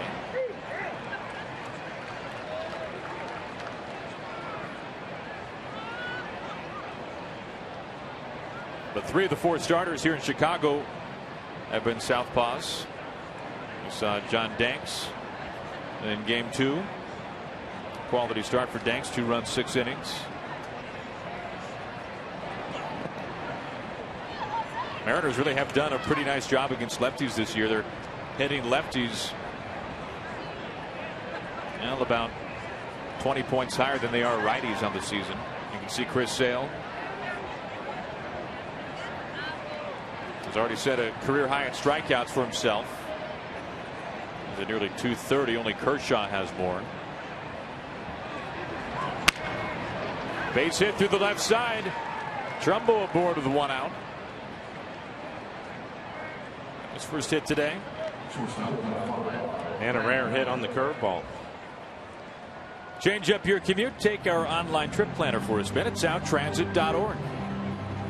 You're right, Mike. That's been a tremendous pitch as we've talked about for Quintana. 1 out, 1 on for Brad Miller.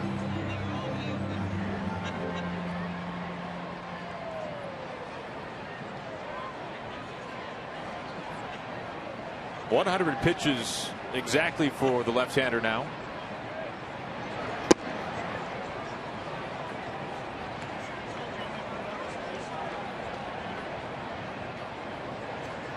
Albert's continuing to warm up.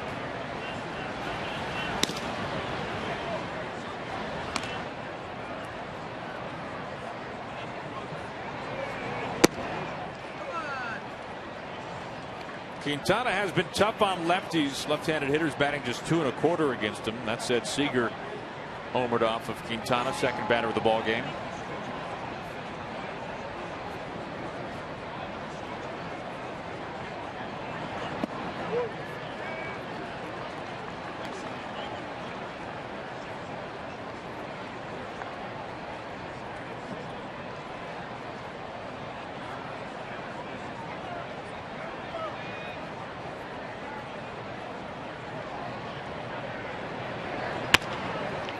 Base hit left side.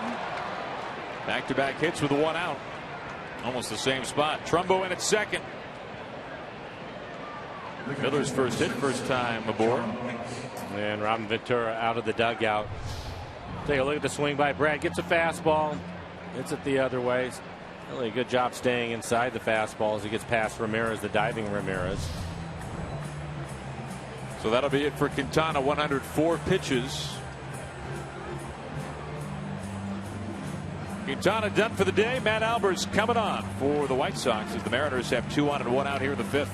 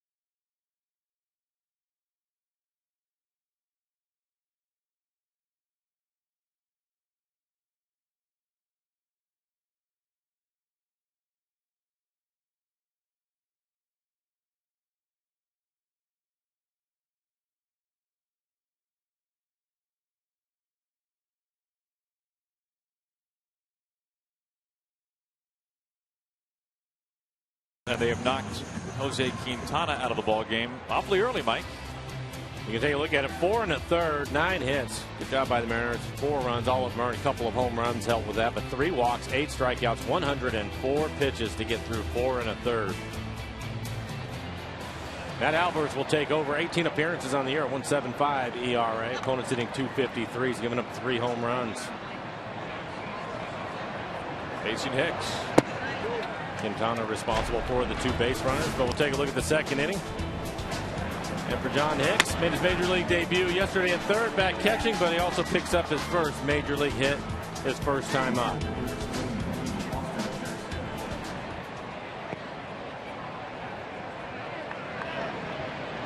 We were talking earlier about Quintana and how he has really been the king of the quality start, tied for the second most in the league this year. So you're really surprised to see him not even go 5, let alone 6. This is the second shortest outing of the season for Quintana. He went 4 innings when he was shelled in mid-April against the Tigers in Comerica. Gave up 9 runs on 10 hits over 4. Only 2 strikes to Hicks. And you could tell early on he just did not have command of his fastball. It's the reason why he had to throw so many pitches. 104 pitches. Good curveball today, but it was rare for him to get into an account where he could use it. Trumbo at second. Miller aboard at first, both singling.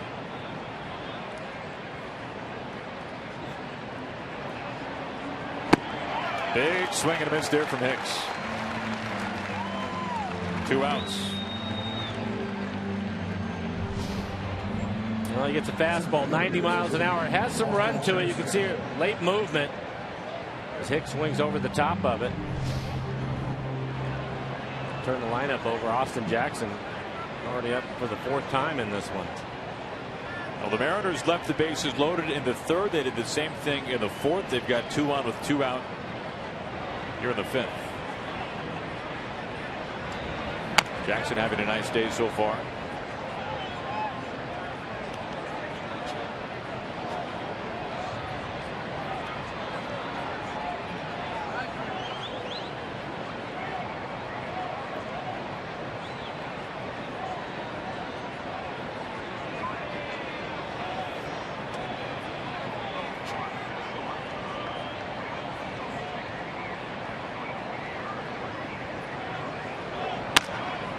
The opposite way, Trace Thompson backpedaling there for out number 3.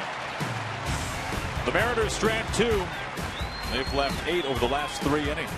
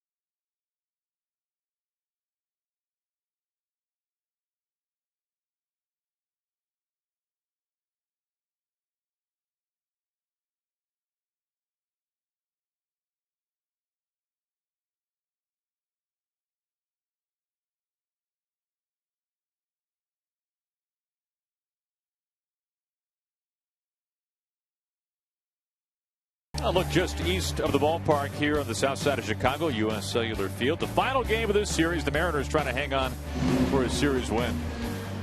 We'll take a look at the Mariners calendar, brought to you by Sleep Country USA.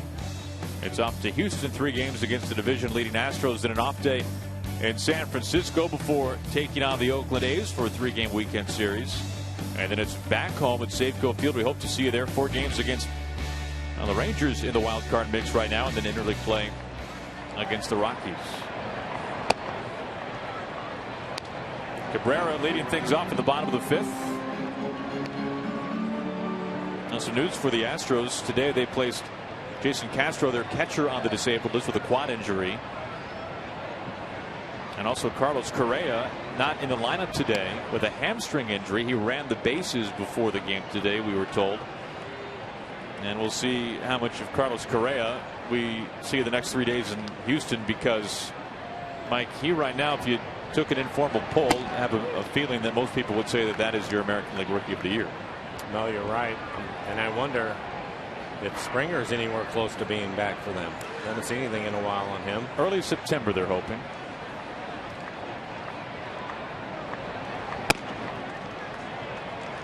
Their offense has really been struggling. Springer is such a big part of what they do. It's been their pitching which has been carrying them, especially this month of August. They're one of the best staffs in baseball. They sprinkled in a no-hitter. Leadoff walk. Cabrera aboard for the second time.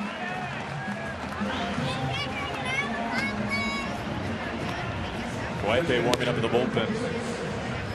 Follow the Mariners wherever you are with MLB.com. At Bat, the #1 app for live baseball. At Bat is up to the moment, at any moment, with in-game highlights, live look-ins, replay reviews, radio broadcasts, StatCast, and more. Get MLB.com At Bat for your smartphone or for your tablet. And Lloyd McClendon making the walk out to the mound, having a conversation with Olmos at this point. As you can see, 77 pitches for him. Guaybe getting loose in the pen. You wonder how far he's going to go with him. He said he wanted to get 5 innings out of him, and he's trying to push that. Again, out in the bullpen, he'd really like to stay away from Kensing and Wilhelmsen this afternoon. 4 walks for Olmos, and they've come at 4 times. 2 of them have come with 2 outs, and 2 of them come to lead off an inning.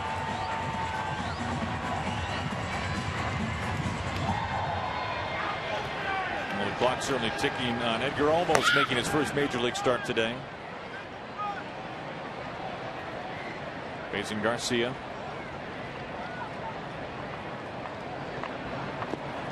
Gets away from Hicks, and Cabrera finds himself at second easily. And that will be a wild pitch.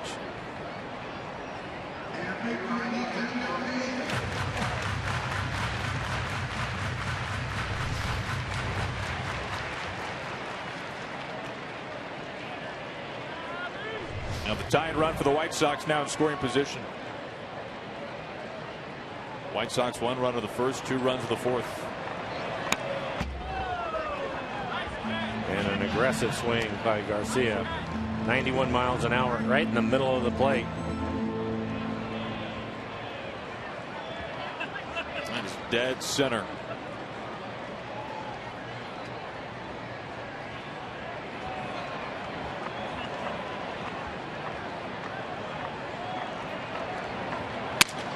Broken bat. Gutierrez hustling in to make the catch.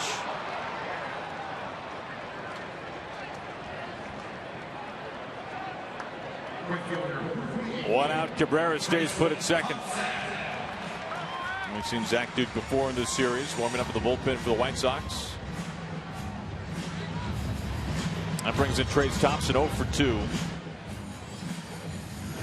White Sox so far this afternoon 1 for 8 with runners in scoring position.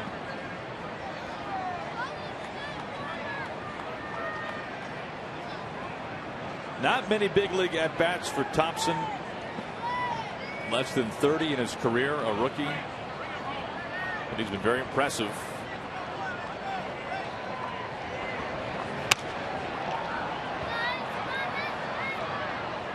Fouls off the first pitch to make it strike 1.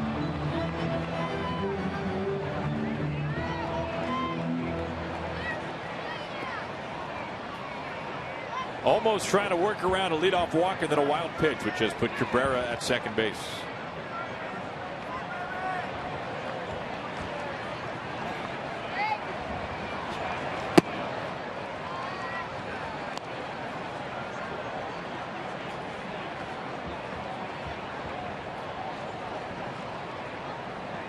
We have seen plenty of batters in this game. Is not a single pitcher, whether it's the starters or Albers, who then of course took over, has had a 1-2-3 inning today.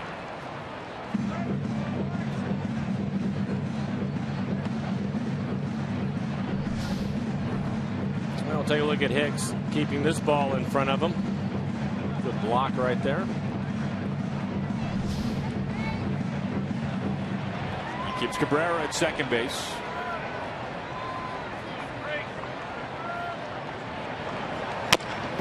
High chopper, Seager charging. Quick peek at second. 2 outs as Cabrera has to stay put, and Thompson 0 for 3. We'll take a look at our Delta Airlines keep climbing standings. We'll just talking about the Rangers. We'll see Texas for 4 games when the Mariners return home as they continue to hold that second wild card spot. The Twins right now playing the Astros as they lost a game. They were just a half game back the other day. And then the Angels having a really tough month offensively. They've been one of the lowest scoring teams, not just in the league, but in all of Major League Baseball. The Orioles hanging in there. Joe Walter's crew. Angels have lost a couple in a row. Just 3 wins in their last 10 ball games. Now the All-Star first half that we saw from Pujols, we have not seen it, at least from afar, from what the numbers have said since the All-Star break. He and Trout were red hot for a while. Tying run still at second. That's Cabrera.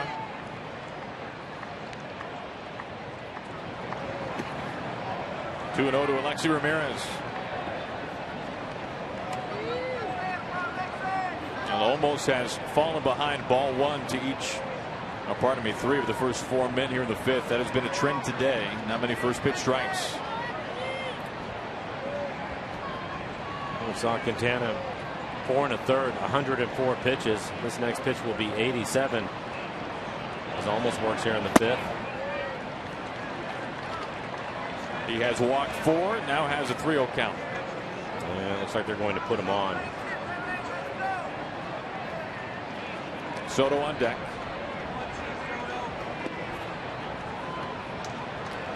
Ramirez, a soft toss of the bat, and he's aboard an intentional walk with 2 outs. The catcher, number 58,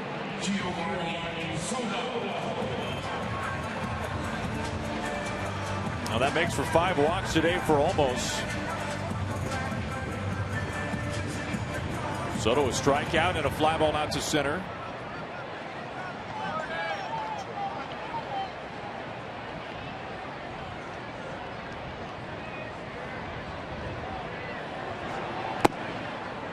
And strike 1. Good breaking ball right at the bottom of the strike zone, 77 miles an hour.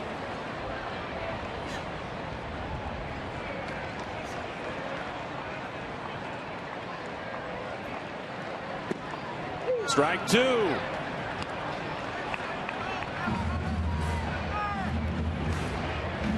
Go to his curveball. A couple of good curveballs. Quickly ahead. Fastball command has been an issue at times today, so going with the breaking ball.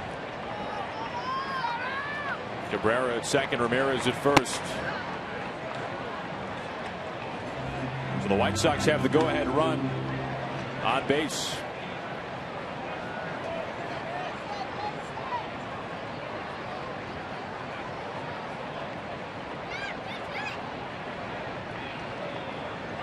The 1-2.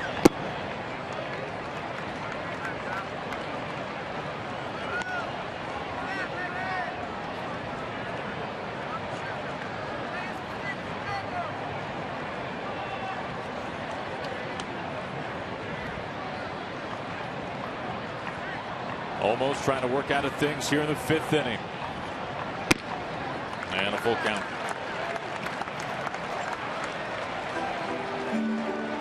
Gordon Beckham on deck. He's reached twice, a walk, a single, a run scored. A big pitch coming up here. 2 outs, 2 on, 3 balls, 2 strikes. Veteran hitter at the plate. And he fouls it away off the right side. And no surprise, he went back to his curveball. It's been his best pitch.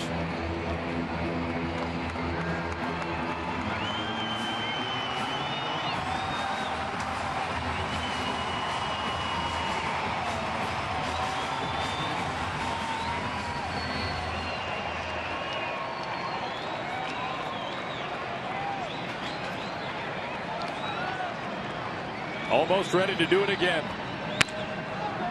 Seager charging, and an easy step on third base, and almost gets out of it again. We go to the 6th inning. The Mariners still hanging on by a run.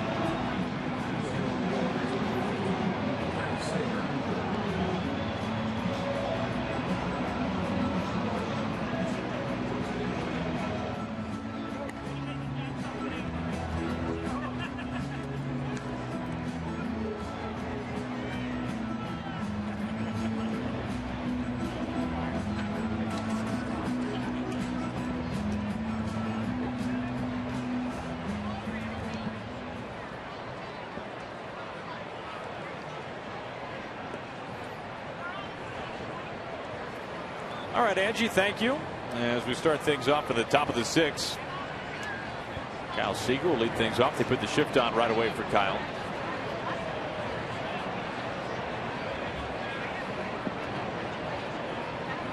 Kyle homered in the 1st inning. His 21st home run of the year, and a couple strikeout swinging the 2nd and the 4th, and Quintana all of a sudden went to the curveball. So poor Kyle is happy to see the right-hander now. Good series for him. 6 for 13, 3 home runs. Well, it's been good to see for Kyle.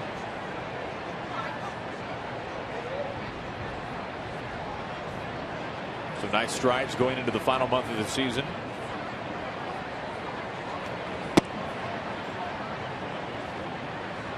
Ahead of the count, 2-0.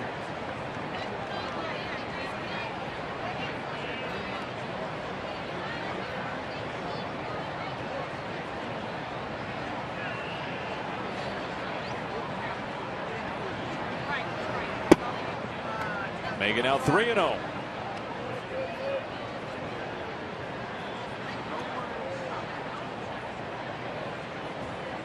Tomorrow in Houston, Seager will have a chance to homer in 4 straight games as Cruz is on deck.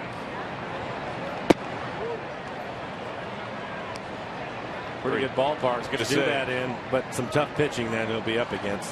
One of the best. Keuchel going tomorrow.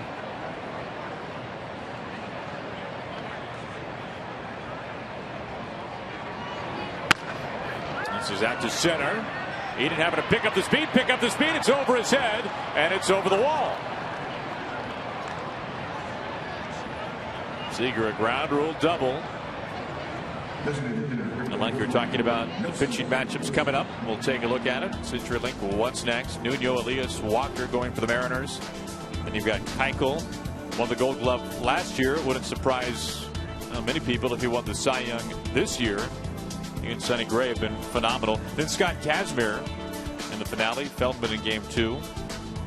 Feldman's missed some time this year with a knee injury. Pretty significant amount of time, actually. But he's back in the rotation for the Astros. Keuchel has been the best home pitcher in baseball this year. His earned run average at Minute Maid Park is 1.35. He's undefeated at home. Well, we talked about it being a good ballpark to hit home runs in, but Keuchel does an excellent job of keeping the ball on the ground. And if Feldman is right, he's the same way, but from the right side. Broken bat again, right back to Albers. On to third, Sanadino. Back of the tag. Seager cut down in between third and second as Cruz is aboard at first base. Second baseman, number 42, I think Nelson had to hit that ball right off the end of the bat. It split his bat right down the middle. I think it fooled Kyle. I think he thought it was going to be past Albers.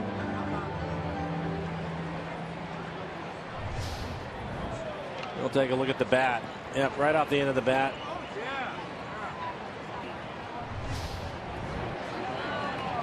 Nice play by Albers as that ground rule double gets wiped away.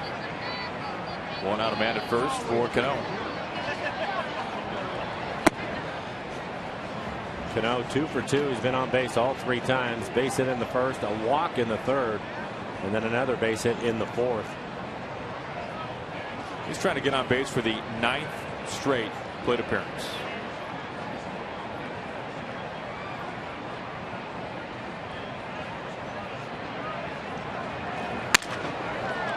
Soft ground ball. Sanadino, a long underhand toss. And Cano is out. Part of the double play. We go to the bottom of the 6th. Mariners still leading by a run.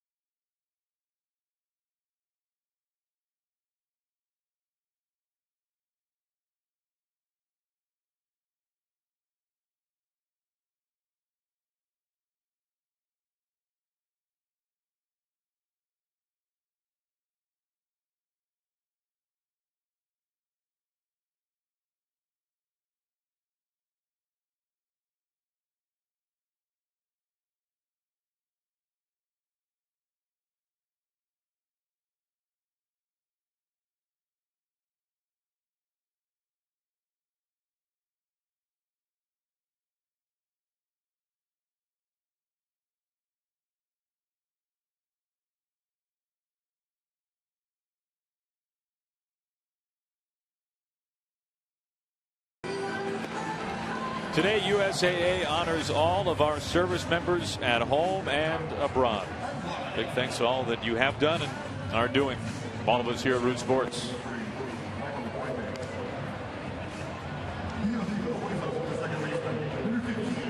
On the bottom of the 6th inning here in Chicago, and a new pitcher up on the mound for the Mariners.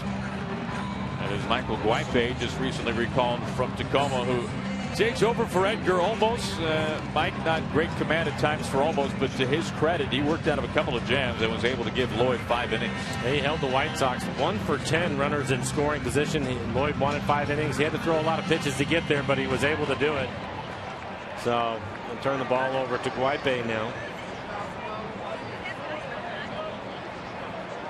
Facing Gordon Beckham, the number 8 hitting second baseman right away. Mariners making a roster move before the game today as Mike Montgomery optioned down to Tacoma. Scuffling his last 9 times out, and Guaipe, who we've seen a handful of times this year, up and down.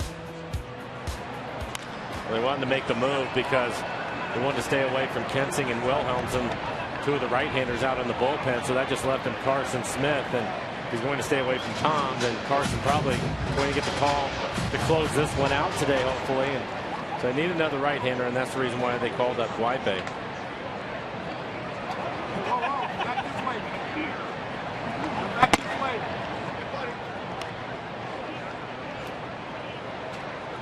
And looking at the bullpen now, I think Lloyd would like to get a couple of innings out of them if he can.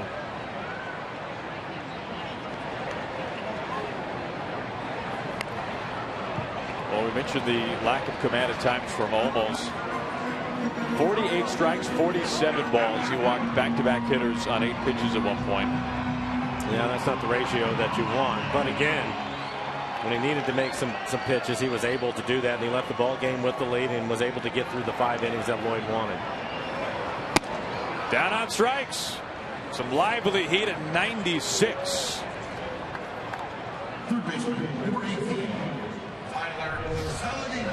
Darren mentioned 96 miles an hour at the top of the strike zone, right on the outside corner. Late swing by Beckham.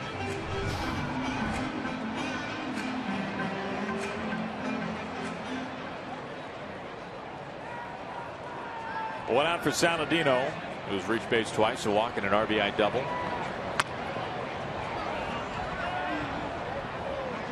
Foul ball. We'll take a look at the final line for Olmos today, making his first career big league start. Well, you can see he had 95 pitches to get through the 5 innings that he pitched. Only 5 hits, 3 runs they were earned, but 5 walks. Ran his pitch count up. A couple of strikeouts for him.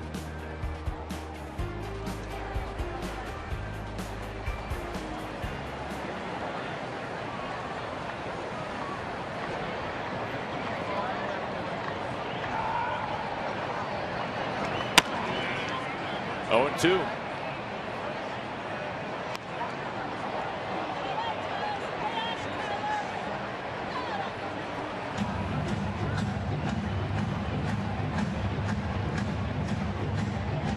And as the Mariners head to Houston after this game today, the White Sox are off on a road trip. In fact, they'll be seeing a lot of their own division.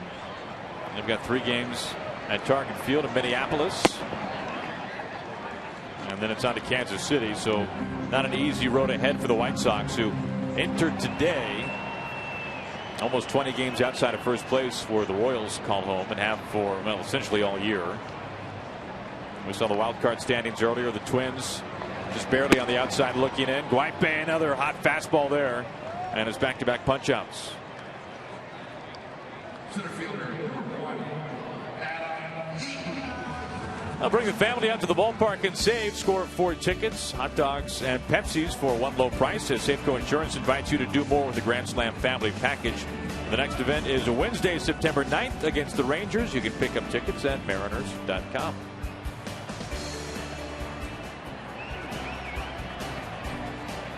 A pretty good start for Guaipe. Back-to-back punch-outs. Here is Eaton, the bunt, the bare hand, and he's safe.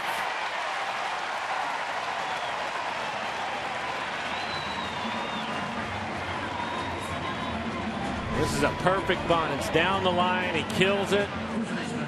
Hardly moving at all by the time Kyle gets to it. Eaton with good speed, able to beat it out.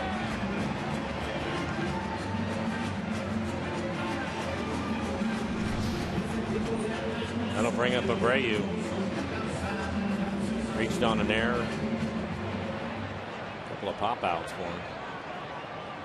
Tied run at first base with speed.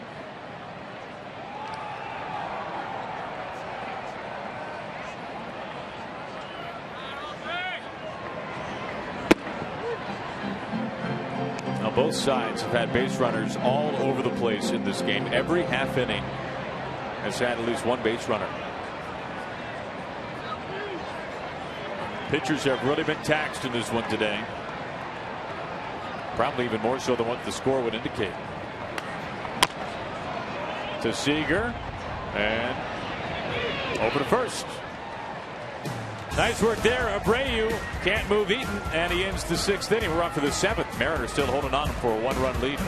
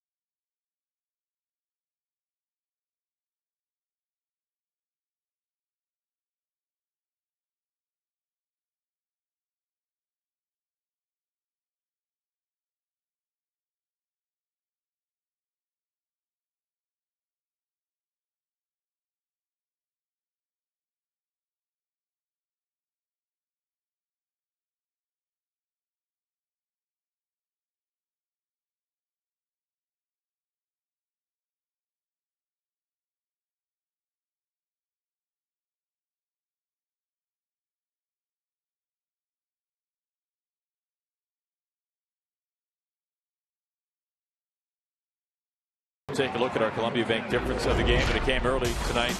Mike, Kyle Seager, second batter of the ball game, home run, and his third straight contest, number 21 on the year. And only the third home run to a left-handed batter that Quintana has given up, and that came back in the first. Kyle getting a fastball in the middle of the plate. He's homered in 3 in a row.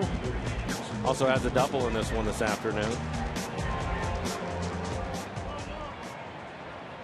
Seager really starting to heat up once again. Here is Gutierrez to begin the Mariners' 7th. Albers back up on the mound, took over for Quintana, who had almost his shortest start of the season. Went only 4 1/3. His shortest start was an out less.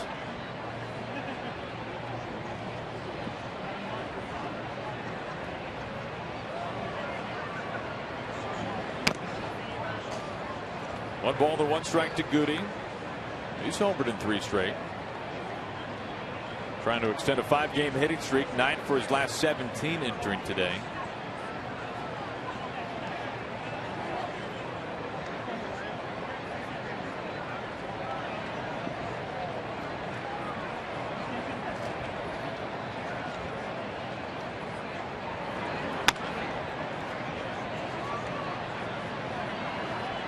Now, so far this game has kept in line with this series. Every game close.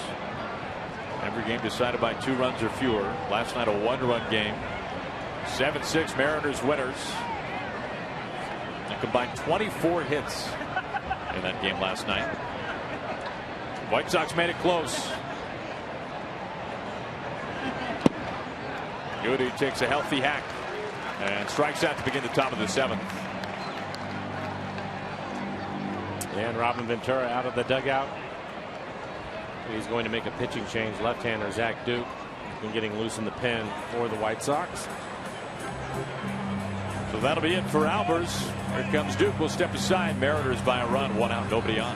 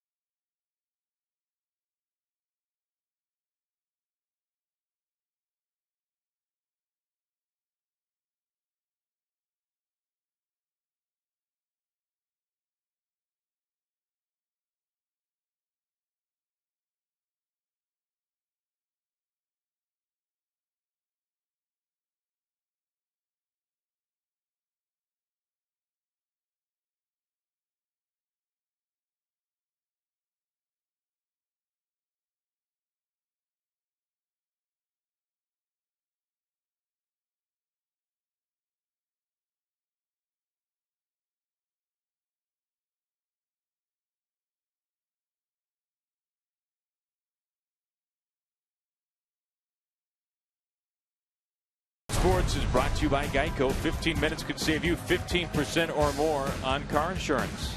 Buy Jack in the Box for a limited time. Try the new Portobello Mushroom Buttery Jack with melted garlic herb butter. By Money Tree, proud to make a donation to Mariners Care for every Mariners win. And by CenturyLink, your link to what's next. 1 out, base is empty here from inside U.S. Cellular Field on the south side of Chicago. Final game of the series. A win would mean a series win for the Mariners. And Zach Duke, the new pitcher, taking over for Albers, facing Lomo. Logan 0 for 3 this afternoon. Take a look at the numbers for Duke. He's pitched a lot. 57 appearances, 3.33 ERA. Opponents hitting .215. He has given up 8 home runs this year.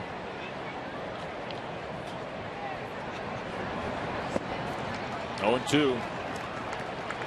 Well, Duke now in his 11th season, spent last year with the Brewers. In fact, he's bounced around lately. 2013 with the Nationals and with the Reds. Was an all-star back in 2009. as a starter with the Pirates. Slow wave and a miss. You can see where he would be tough on left-handers with the arm angle. Last pitch slurve off the plate, 77 miles an hour. And Mike, when you talk about the slurve, kind of that curveball that turns into a slider, do you get the sense that pitchers, and that's a pitch that a pitcher is trying to throw, that's just kind of naturally what happens because of an arm angle? No, that's exactly what it is, Aaron. Getting on the outside of it, it's a little bit flatter than you'll want to see a curveball, but it's at a curveball speed, and it's more of a sweeping slider across the plate.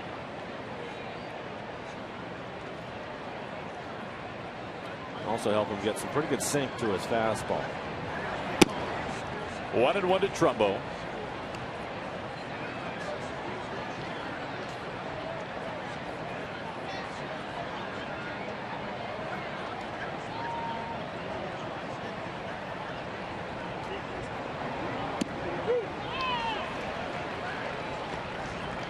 Catches the outside part, 1-2. Trumbo singling back in the fifth. Intentionally walked in the third. A strikeout earlier.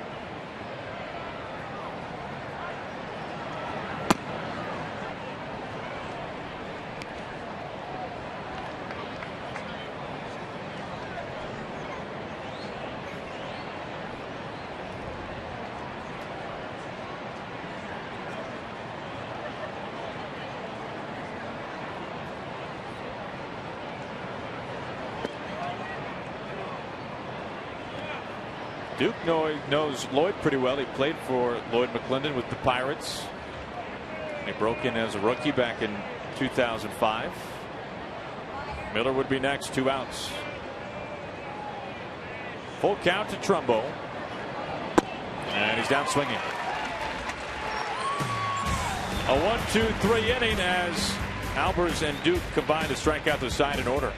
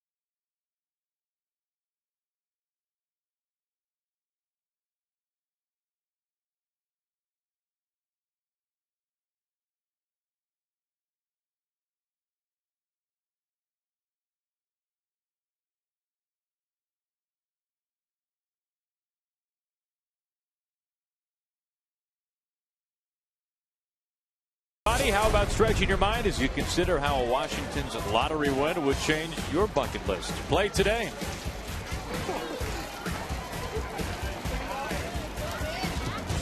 Nice day here at U.S. Cellular Field here in Chicago. Final game of the series. Mariners leading 4-3 as we just finish up the 7th inning stretch. Take a look at our scoring summary from today so far. In the first inning, it was Kyle Seager to get things going for the Mariners. A home run now in 3 straight games. And yet another home run off of a left-handed pitcher in Quintana. Jose Abreu safe at first base and a run in as Lomo could not put his foot on the bag. It turned out to be an error on Logan Morrison. The Mariners would add out again. Austin Jackson clubbing the home run out to right center field for Jackson. Home run number 8. That gave another 2 runs on the Mariners side of the ledger. And then it was Saladino. A double. And brought in Ramirez. Eaton would finish off the inning to bring in Beckham. That would be the last run scored in that frame for the White Sox, as Edgar almost made his first big league start tonight, or today rather, and was able to work around 5 walks. He threw 95 pitches, but he did give Lloyd the 5 innings that he was hoping for, and turned things over to the bullpen. And we have a change in right field. Seth Smith takes over for Trumbo.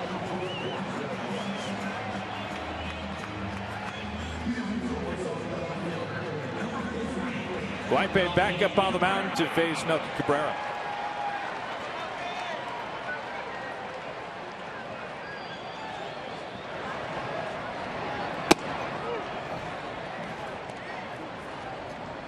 Now, we've seen it earlier in the season, Mike, when Guipe has been up, but we're seeing it again today. A really good fastball. It's topped out at 96 miles an hour. Had a couple of strikeouts in the 6th inning because of the fastball. A few times that we've seen him get hurt, give up the long ball. It's been on his off-speed pitches. He has a good fastball with some late life to it, and he's been using it here this afternoon.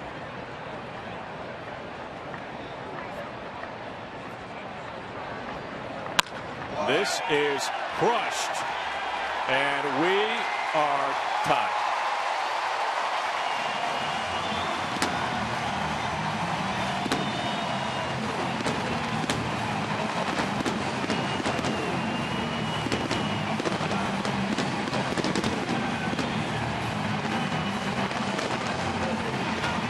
Cabrera's 9th of the season.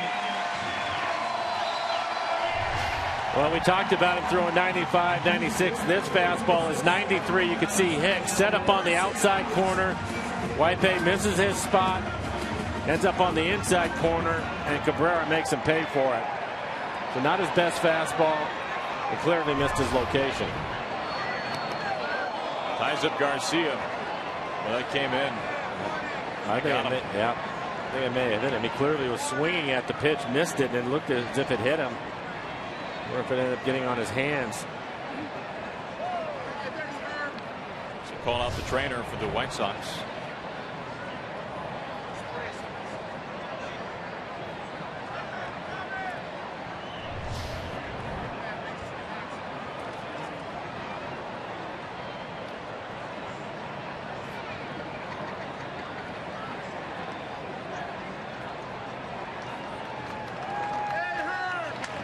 Be all right.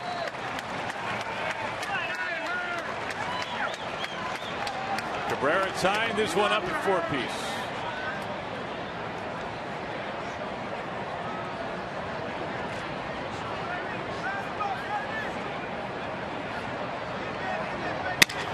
Shattered bat, watch out, duck for cover.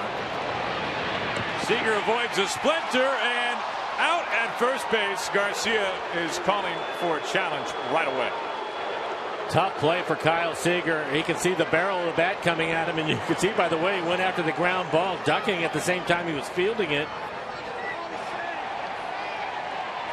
Now Robin Ventura, hands on his hips, right on top of the dugout steps. Well, we'll take a look at it right here. Kyle throwing on the run, and I think he's out. Good play by Kyle.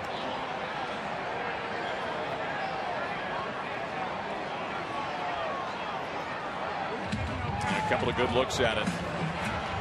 Looked like his foot was on top of but not touching first when that ball hit the back of Lomo's glove.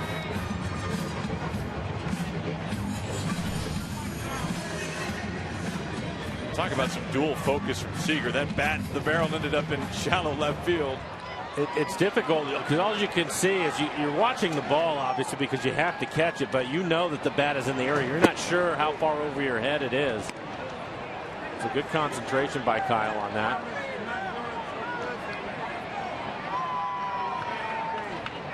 Guipe starts Thompson off of the strike.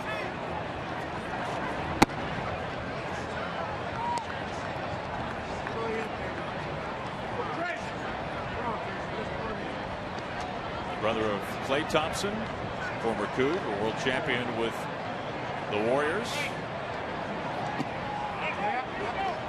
And he goes around to make it 1-2. don't let the lean, wiry frame of Trayce Thompson fool you. He's got some pretty serious pop. He's homered twice already in his young big league career.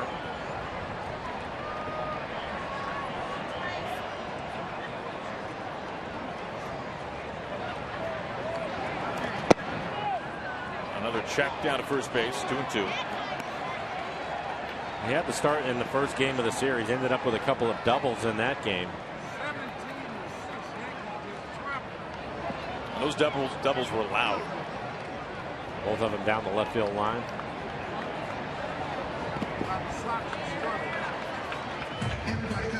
Full count now, 1 out, nobody on.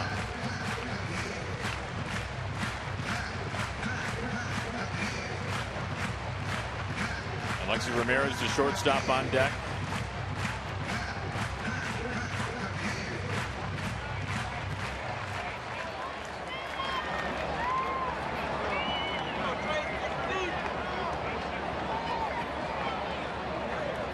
Here comes the 3-2. Stays alive. That's the best fastball we've seen in this inning. 96 miles an hour, right on the outside corner.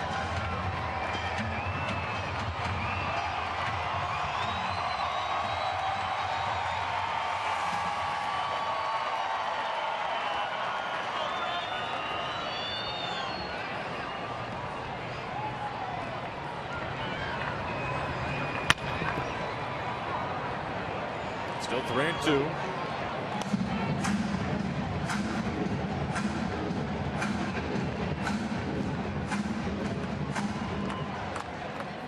Now, it will turn out to be a no decision for Edgar Olmos, who is coming off of his first major league win and his last appearance today, his first big league start.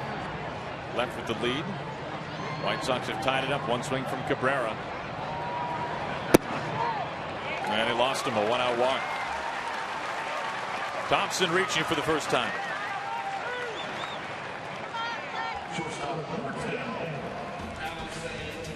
Well, when you head to Safeco Field Sunday, September 13th, you'll not only take a trip to the ballpark, you'll take a trip around the bases. That's because following the game, all kids are invited to circle the diamond, courtesy of KeyBank.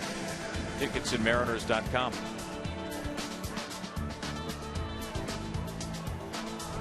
A lot of young White Sox fans out of the game today. Beautiful day for baseball. First pitch temperatures in the 70s here in Chicago. Go ahead run at first base.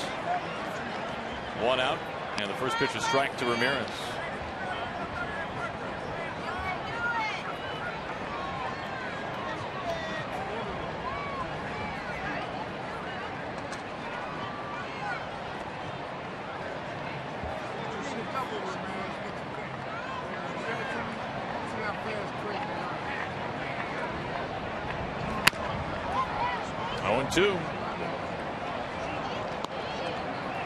Well, a couple of breaking balls to Ramirez. Mariners aware of the fact that he likes to hit the fastball.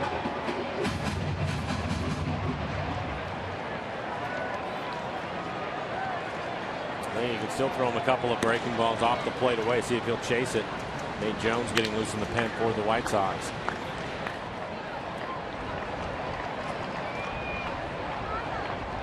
One out, all tied up.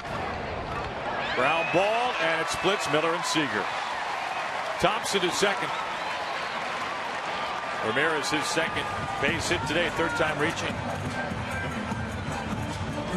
It was another off-speed pitch, but it was in the middle of the plate. It was down, probably down out of the strike zone, but was not able to get it off the outside corner, and you can see the weak swing, but it'll find a hole on the left side of the infield, so it was the right pitch. He just wanted a little bit further off the plate. Bob Rasmussen getting loose in the pen for the Mariners. We've seen him earlier in the series. Both the homer by Cabrera and the base hit here by Ramirez coming with 2 strikes. That brings in the catcher Soto, hitless today.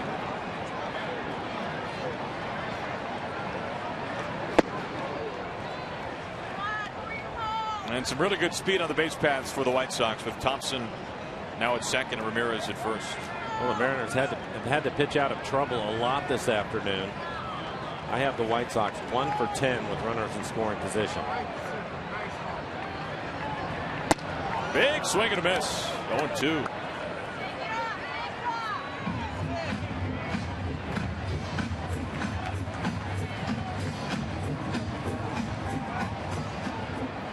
hitters for Ventura on the bench. You have Schutt, LaRoche, and the switch hitter Sanchez available to him.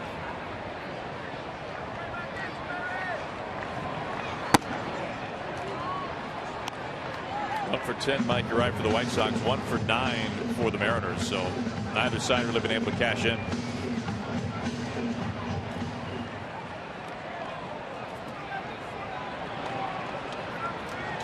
First and second for Chicago, 1 out. And what a hack and a miss there on an off-speed pitch from Guipe. That's a big out, number 2. And he's able to get this breaking ball right on the outside corner and at the knees. A good pitch from Guipe. Soto guessing fastball.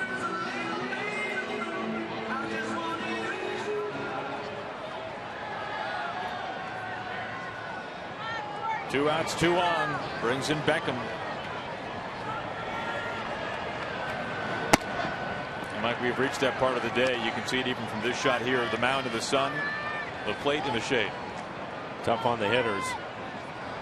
I always thought it was tougher to pick up the spin on the ball, the breaking ball.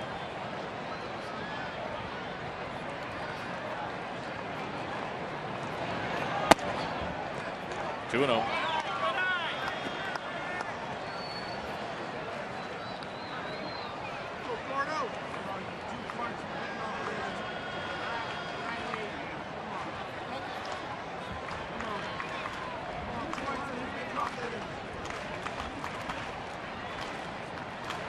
Go ahead run in scoring position, 2 down.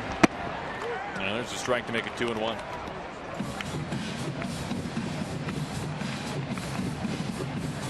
That was a big pitch for him because he didn't want to give in to him with the fastball on a 2-0 count. Was able to throw the breaking ball over for a strike. Thompson the walk, Ramirez is single. 2-1 is Sky to right field. Seth Smith from the sun to the shade is there with the sky-high catch, and that will do it for the White Sox as Guipe gives up a run to tie it up, but he strands 2.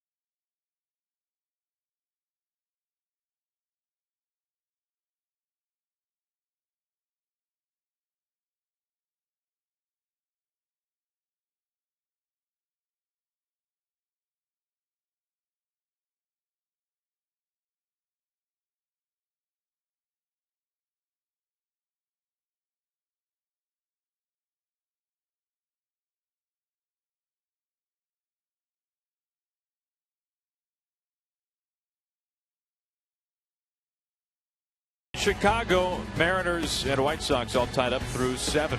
Well, join us every week for Twitter Tuesday. You'll have 5 chances to win exciting prizes. We'll be posting questions and want to hear from you. So be sure to watch and follow us on Twitter at RootSports_NW for giveaway rules. Just visit us at rootsports.com. Take a look at our CenturyLink. What's next? What's coming up in Houston?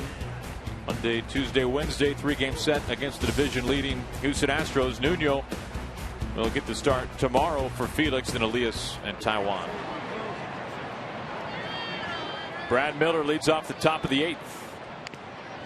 Goes after the first pitch. Lloyd did the same thing for Felix last year. Late in the season worked out awfully well for the King. He had his best September of his career, and Lloyd doing it for him once again this year. Easy play for Ramirez. Out number 1.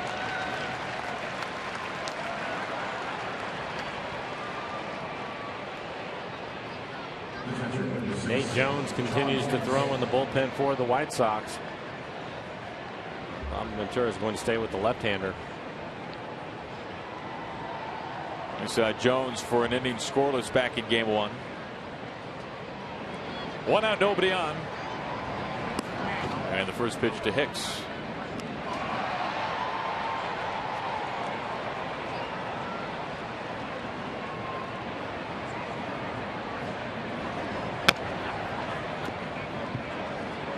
Hicks picked up his first big league base hit at his first at bat. It was a flared single to right field in the second. Has struck out twice since.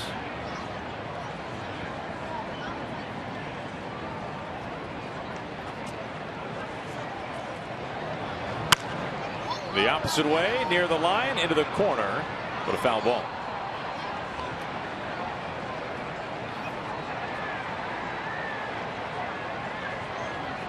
This White Sox bullpen was a bit of a problem earlier in the year for Chicago, but has really solidified itself. They've got a sub-2 earned run average since the first week of August. Spanning over 20 games as Hicks down swinging for the 3rd time. It's not an easy bullpen to get to recently. Mariners have learned that in this series.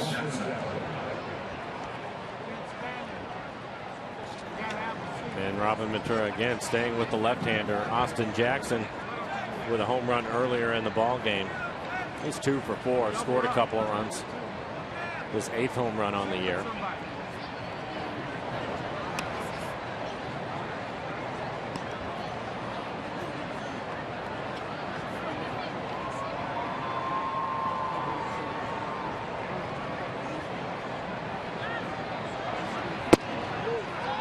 One ball and 1 strike.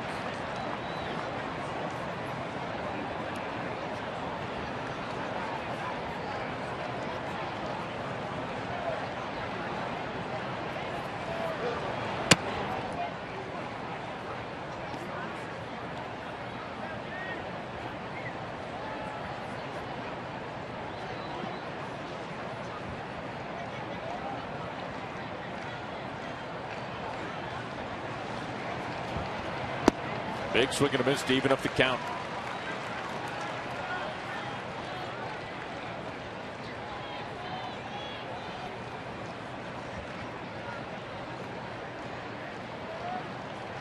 Mariners winning last night. They took game 2 of the series after suffering a loss in the opening game. One of the better fastballs we've seen from Duke, 89 miles an hour, right on the inside corner. A really good command of his breaking ball to throw for a strike, or he'll bury it at the back foot of the right-handed hitters. Got some swings and misses on that pitch. Tried it right there. Full count now.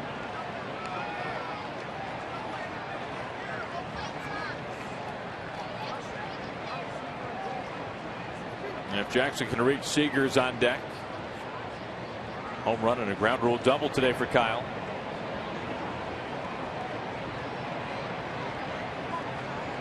Here comes the 3-2. Into right field, and it drops in there for a base hit. Rolls a while. Extra bases. Jackson hustling to second. Makes the turn. Heading for third.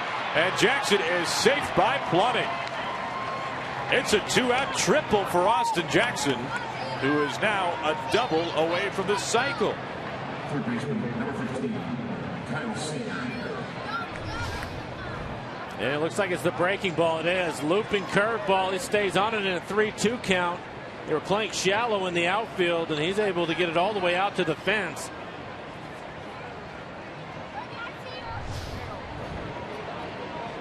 Give Kyle Seager an opportunity to drive in a run. Now with a couple of RBIs on the 2-run home run in the first.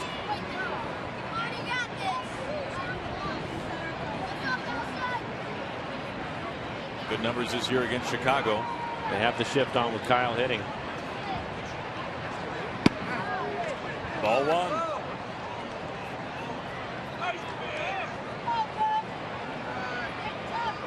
Well, Jackson and Seager have been the offense today for the Mariners. Seager the 2-run shot. Jackson the same story.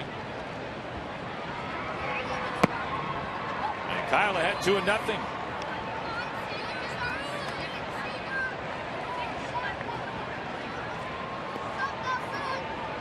The last 7 Mariners hitters were retired in order before that triple by Jackson. 2-1. Generous strike call. Looked like that fastball was in off the plate.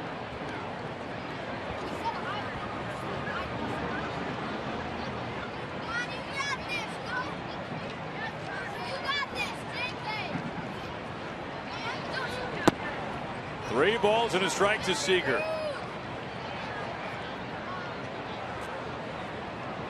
Cruz is on deck.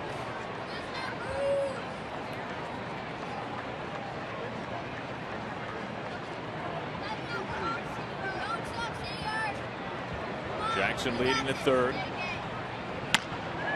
And a soft chopper and a foul ball. A good break there.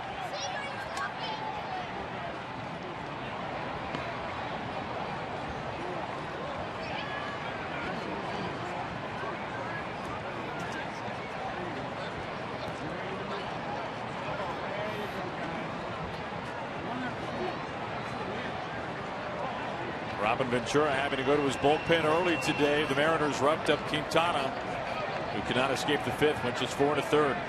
Albers for 2 innings. Now Duke. Really in on his hands. Fouls it away.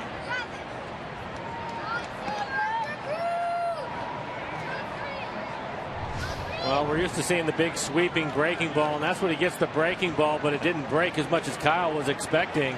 Ended up staying inside, but he fouled it off. I believe they call that an emergency hack. I guess so. You don't see many swings like that from Kyle.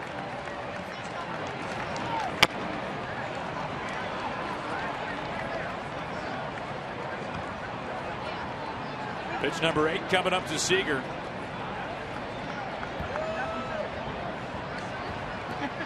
Trying to bring in Jackson, who tripled to right center. The shift still on for Kyle. Time call. 4 runs early for the Mariners. They have not scored since the 2nd inning.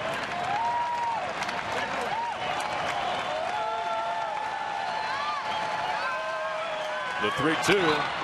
Up the middle, a base hit. The Mariners have taken the lead. Seager drives in his 3rd run today. And the triple with 2 outs from Austin Jackson easily scores from third base. And that will be it for Zach Duke. And you said it, Kyle Seager and Austin Jackson continue to be the offense for the Mariners today. That has been the duo, each with 2-run homers, and this time Seager. Not so much for the shifts. The other way.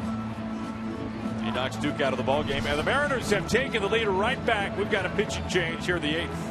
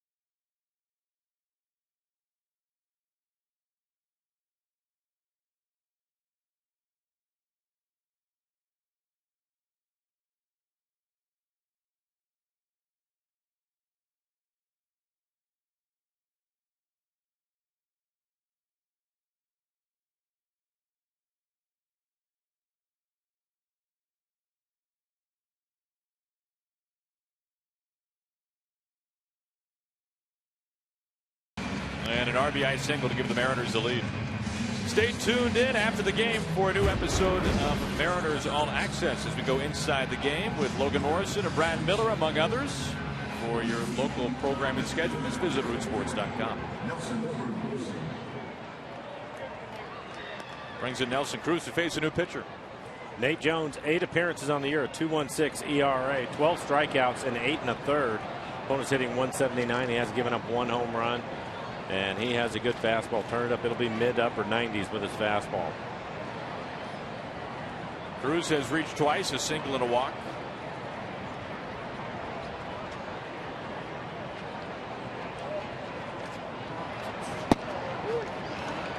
And we see that pitch again from Jones in the delivery. We saw that earlier in game 1. Worked an inning scoreless. Seager, the go-ahead RBI single up the middle. He's at first. Rob Rasmussen getting loose in the pen for the Mariners. Been up a couple of times this afternoon. There's Rob.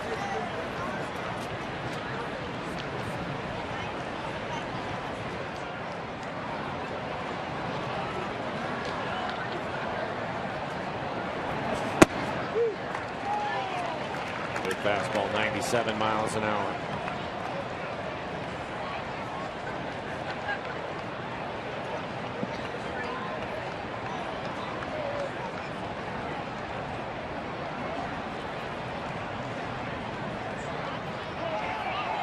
Now there goes Seager.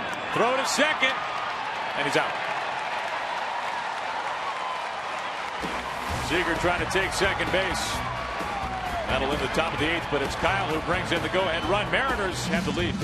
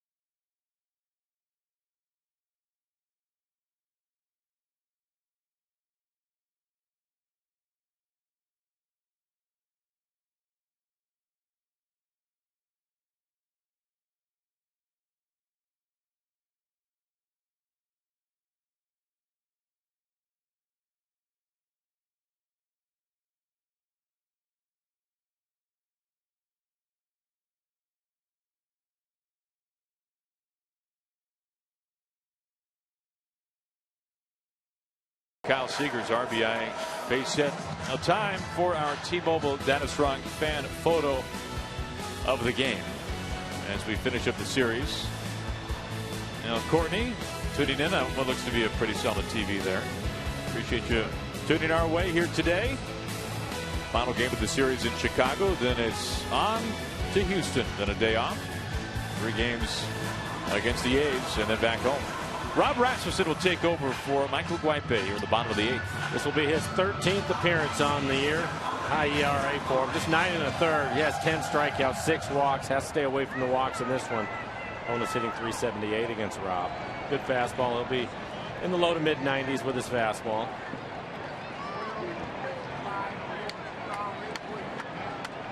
Facing Saladino to begin the bottom of the 8th.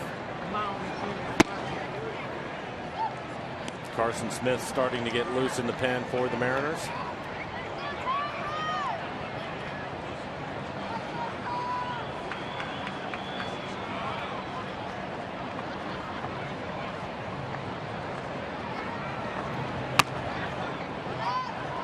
Rob, a California guy, went to high school in Pasadena. That's where he was born. Now 26 years old. Stayed close to home. Went to UCLA. Former second-round draft pick by the Marlins. Here comes his 0-2. Saladino thought about it, and he goes around. Curveball that time from Rasmussen. And that is it for Saladino. One quick out. And a good breaking ball. I like the fact that he buried it in the dirt. Good play by Hicks again to keep the ball in front of him.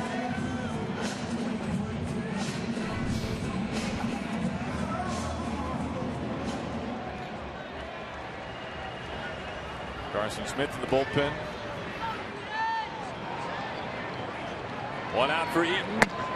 Showing bunt. He dropped down a beauty earlier.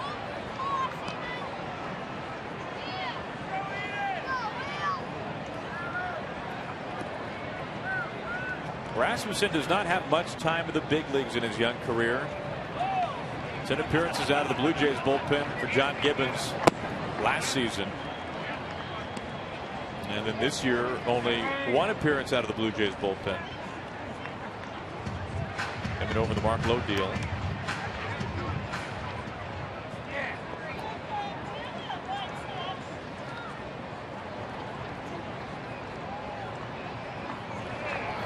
Showing bunt again. Tough play. Eaton aboard his second straight bunt base hit.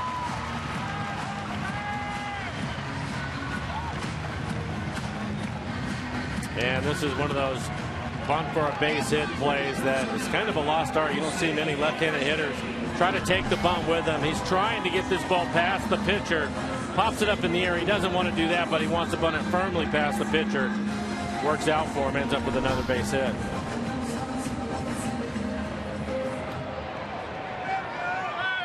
And looks like Lloyd's going to come out of the dugout. Going to get Carson Smith.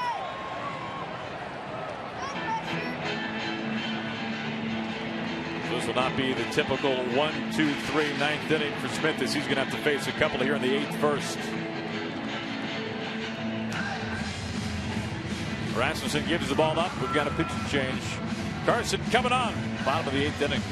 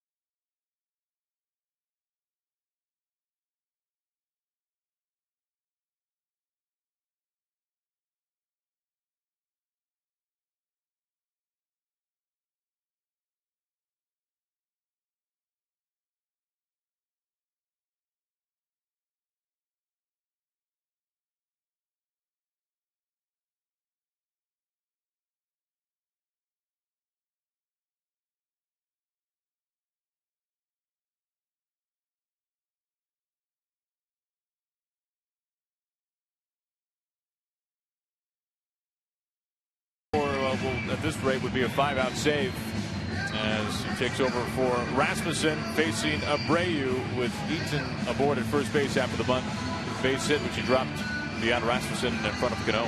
57 appearances for Carson Smith. You can see he has 13 saves and 17 opportunities. A 2.91 ERA, 69 strikeouts, over 55 and 2/3. Opponents seeing just 195 off Carson.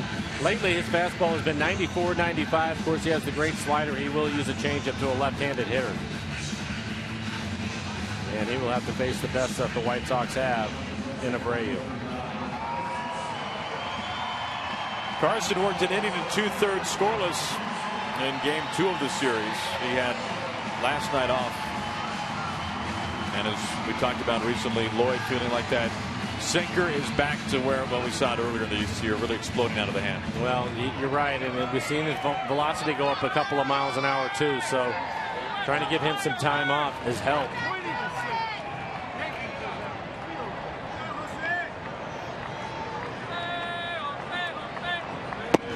Starts him off with a strike. Pretty good slider. I think his slider is going to be tough to pick up with those shadows out there right now.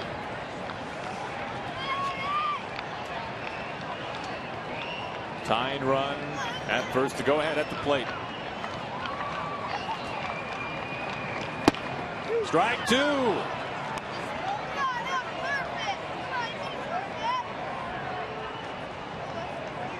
Right away, Carson Smith ahead. And you can see Abreu, he flinched on that slider. Carson started it at him and was able to break in the middle of the plate. He's going to throw it again. I'd like to see him throw it off the plate away.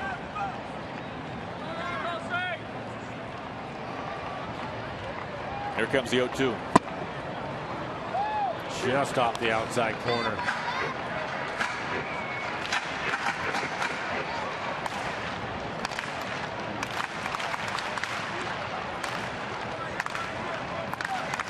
One out, one on.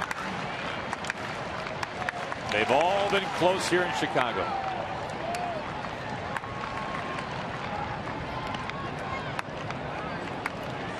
Everybody clap your hands.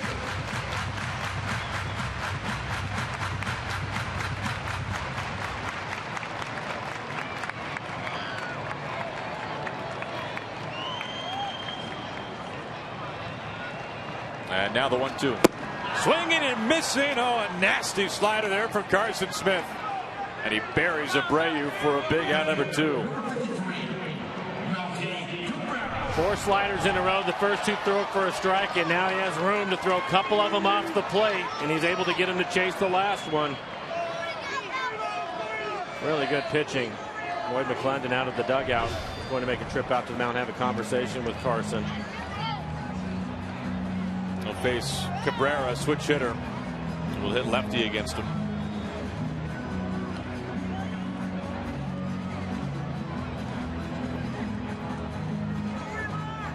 Cabrera was the man who tied this game up at 4 apiece. He hit a no-doubter off of Guaipe to begin the 7th. Well, they were trying to go away from him. The pitch was a fastball on the inside corner, and he was able to turn on it and hit it out of the ballpark. And probably that was part of the conversation. Let's keep the ball away from him right here and pay attention to Eaton at first base. Probably wasn't going to run with Abreu at the plate, but he might go now with 2 outs.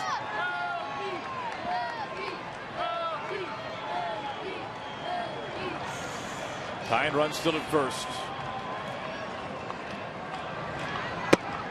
Starts him off with strike 1. This was to begin the 7th. You didn't even have to see it. You could just hear it. Good first pitch strike with the fastball. Was right on the outside corner this time around.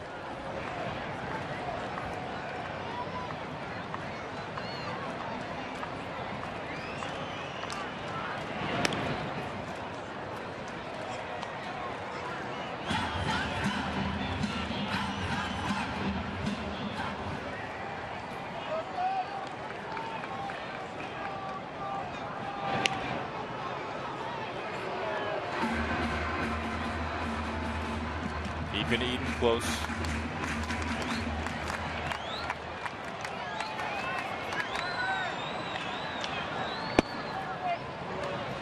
One and one. That was the changeup. Carson doesn't throw it a lot, and when he does, it will be to the left-handed hitters.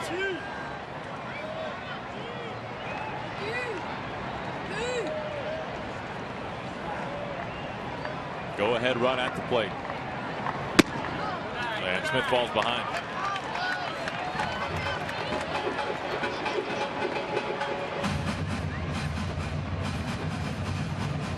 Cabrera has reached base 3 times today. The single, the walk, and then the homer.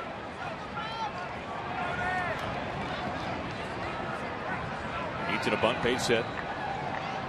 The 2-1. The opposite way, a base hit. Eaton checks in at second. So now the tie and run in scoring position.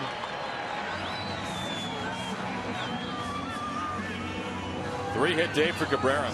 Trying to go to the outside corner again. This pitch is elevated more in the middle of the plate.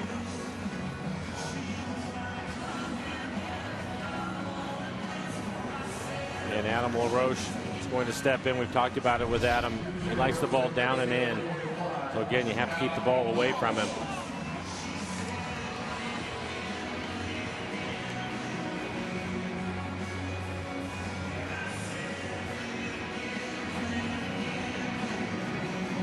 So Smith, who came on, faced the right-handed hitting Abreu and struck him out on the slider. Facing his second straight lefty now in LaRoche.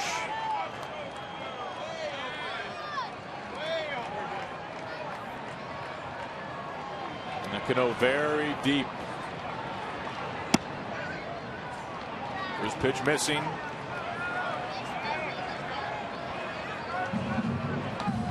Cano right now lined up where you would see the second baseman in the shift.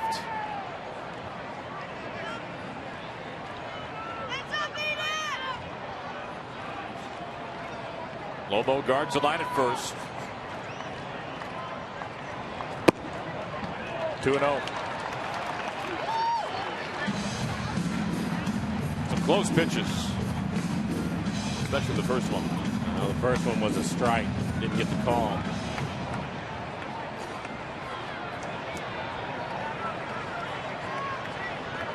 Two outs, two on. LaRoche to left. Goody right there for out number 3 of the White Sox. Strand 2. Carson Smith gets out of it. And it takes us to the 9th. The Mariners on top by a run.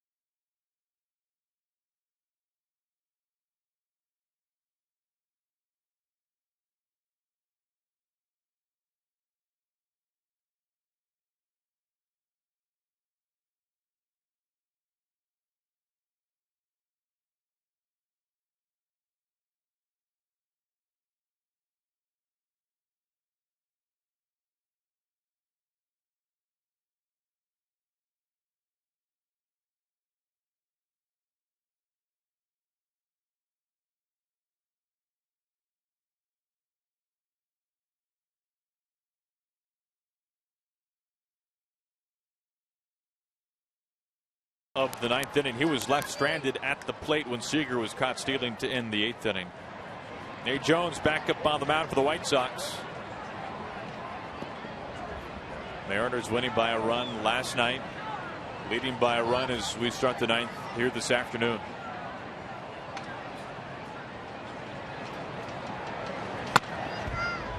Going after the first pitch, strike one. Nelson has reached base twice today, a single and a walk.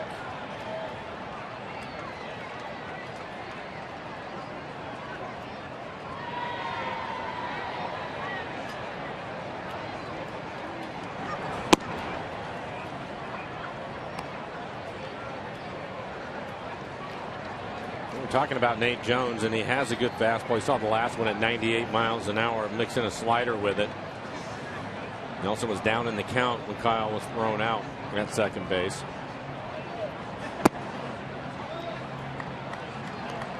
Cruz ahead now, 2-1.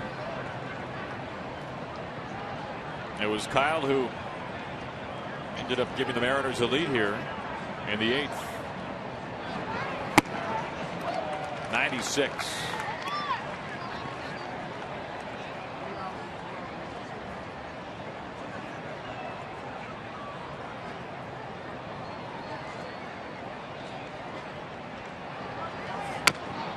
Stays alive, count stays put, 2 balls and 2 strikes. Did a pretty good job getting a piece of that slider. Well located by Jones on the outside corner, probably just below the knees, too close to take.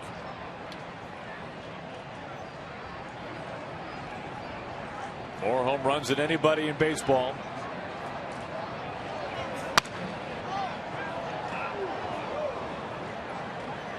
.98 miles an hour that time. Well, and the shadows are tough on anybody, but when you have a guy throwing this hard with that hard a sliders 88 to 90 miles an hour, difficult at bat right now. The shadows have really taken over about half the infield at this point.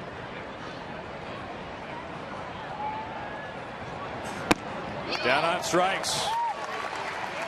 Got through a 98-mile-an-hour heater. And take another look.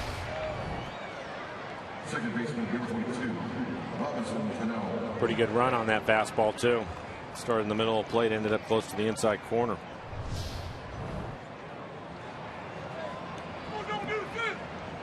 $14 Mariners strikeouts today. You can see where Jones ranks in terms of the major league average, just under 92. That included relievers and starters.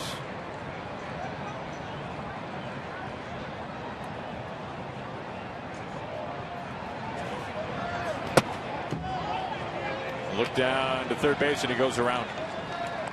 So Cano behind, no balls and 2 strikes. 90 miles an hour. That slider. Had to throw it at his back foot. Almost hit him with it.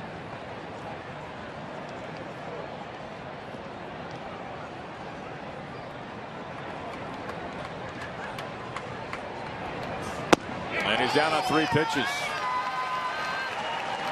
There's a slider again.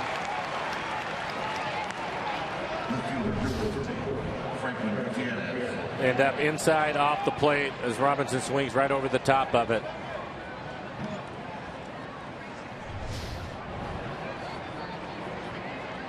Back-to-back strikeouts from Jones here in the top of the 9th inning. Brings in Gutierrez.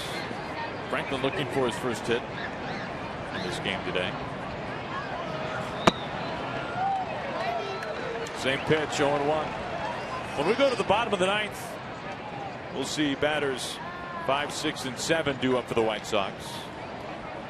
And it'll start with Trace Thompson, the rookie.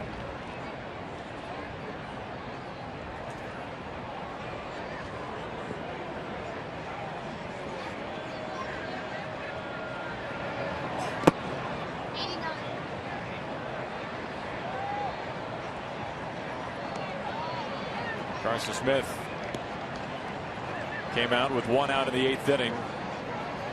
And he'll be called on for a 5-out save in this game today.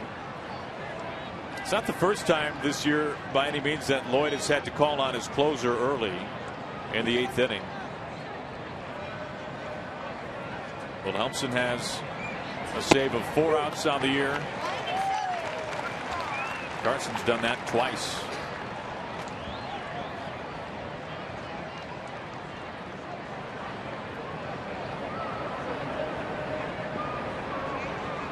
See Hicks, the catcher today, in his first big league start after making his debut last night. Boy, 99, threatening triple digits.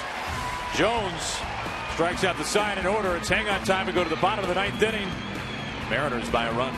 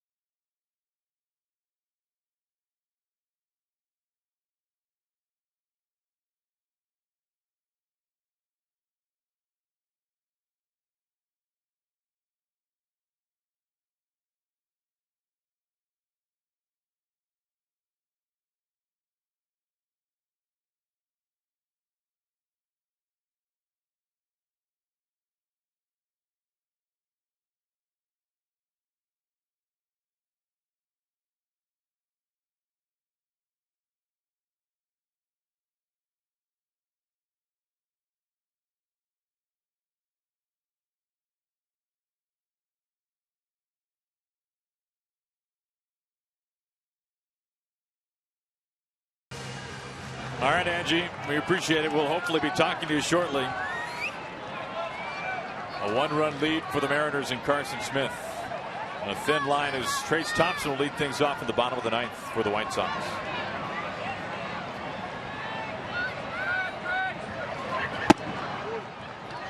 Starts him off with a fastball 0-1. Carson got Abreu striking out for out number 2 in the 8th and a single later. Got LaRoche to fly to left. 0-2. Carson's had a good slider. That one right on the outside corner after the fastball on the inside corner. Probably throw a slider again, try to throw it off the plate away.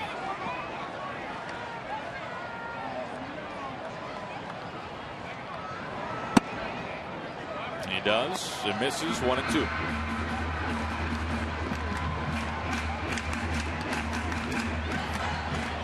The Mariners have not had a save of at least 5 outs since Tom Wilhelmsen in late June of last year with a 3-out save. And this drops in front of Smith. Tying run at first. Thompson has good speed at first. This is on the slider. This one probably ends up middle away. I think he tried to throw it off the plate. Didn't quite get it there. Now we'll see how Robin Ventura wants to play it. J.B. Shuck has come out. He will pinch hit. Ramirez going to the plate, see if he's going to bunt or not. But Shuck going to pinch hit for the catcher, Soto. Kyle Seager, even with the bag at third, guarding the line. Strike 1.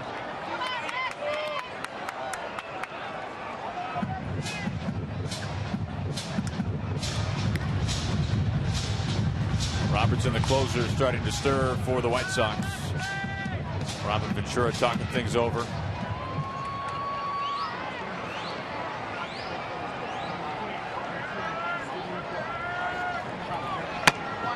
Pops it up. It's 0-2.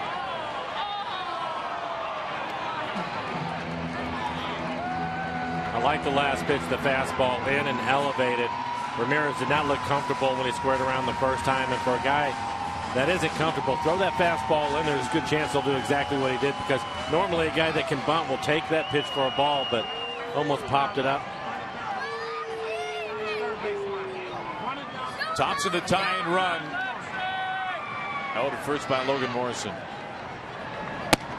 Strike 3 called. Gets him with the heat. And you can tell Ramirez seeing that pitch a little bit outside. Ruled a strike. We'll take a look at it.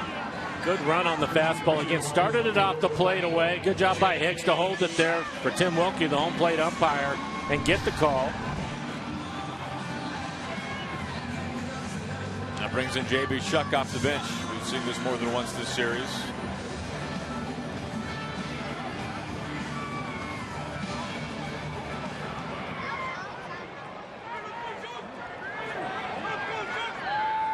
Switch hitter Sanchez has come out on deck. He's going to pinch hit for Beckham.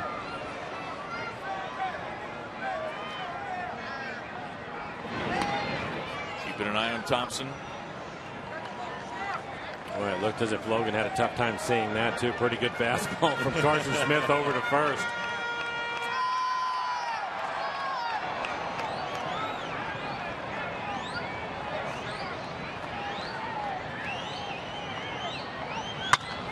Strike 1.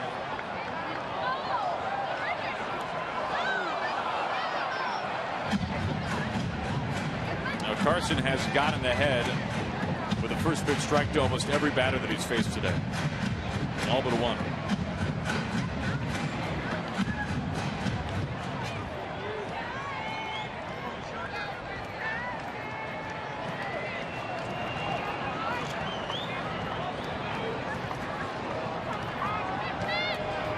With the look, gets Thompson back to first.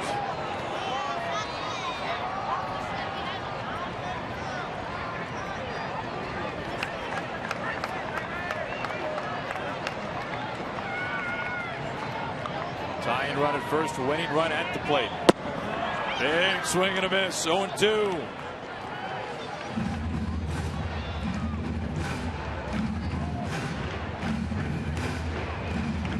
Looked as if Thompson at first started to go. I don't think he liked his jump, so just shut it down.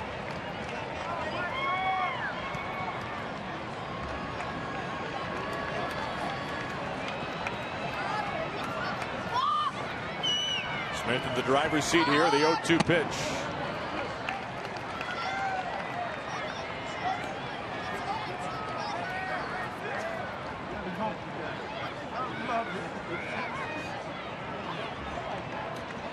If the Mariners can hold on, they would take a series win into Houston.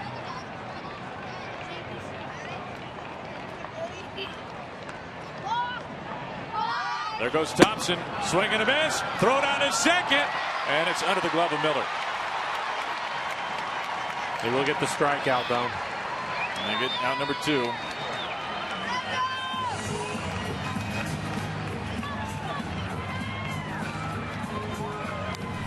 Thompson in at second base. We'll take a look at it. Swings at a pitch, probably off the plate away. Good jump by Thompson. Hicks trying to get rid of it quickly.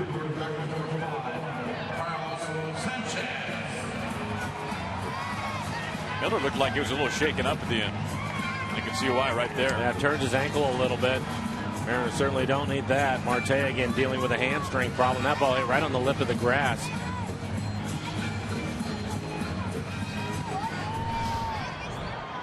A hard kick to the leg. So Thompson with speed at second base. The tying run here is Carlos Sanchez off the bench, switch hitter. On the outside corner, 0-1. And a generous call.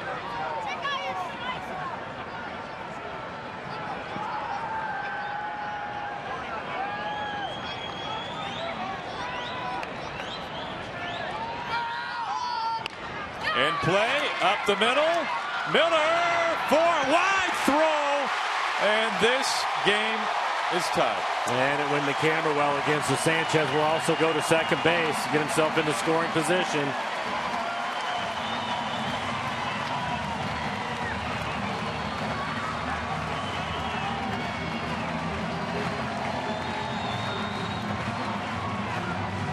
That's right what Carson Smith was looking for.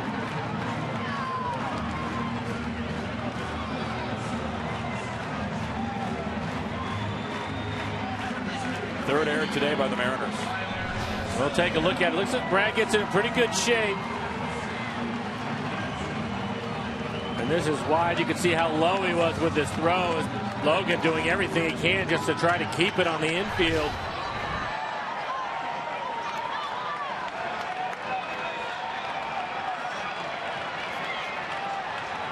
Two outs for the rookie Saladino.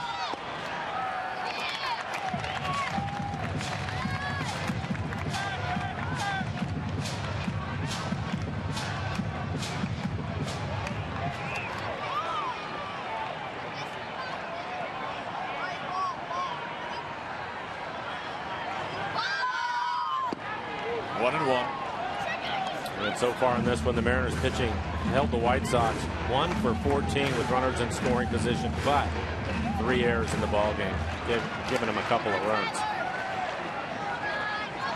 2 of those errors coming to the first 2 batters of the game. 1-2.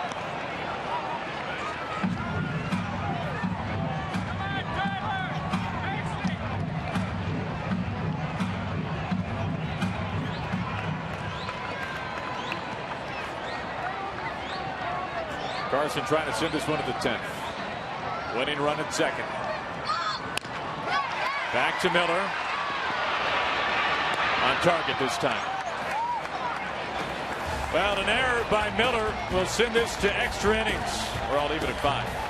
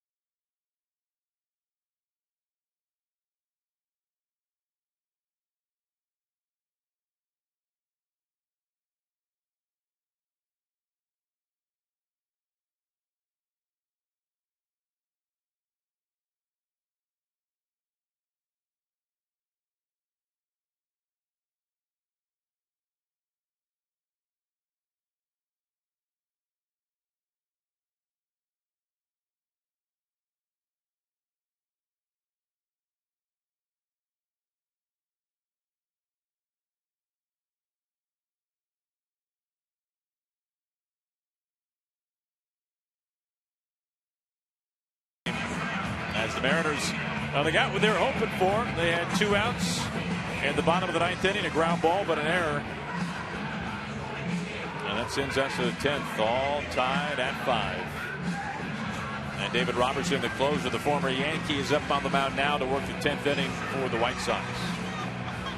47 appearances, 2.70 ERA. Opponent's hitting 189 off him. He's given up 4 home runs this year.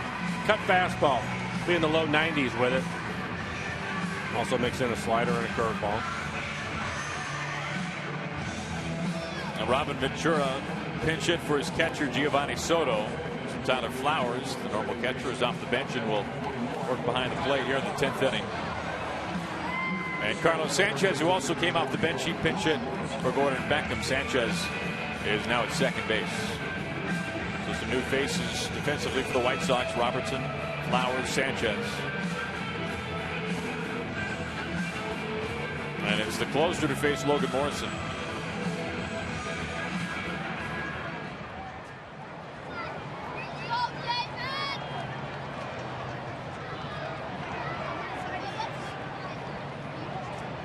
Logan hitless today.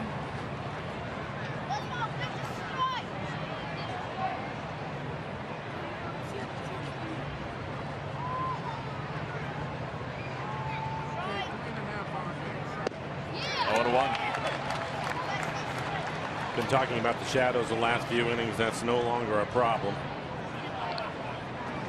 Sun has shifted such that now both the mound and home plate in the shade.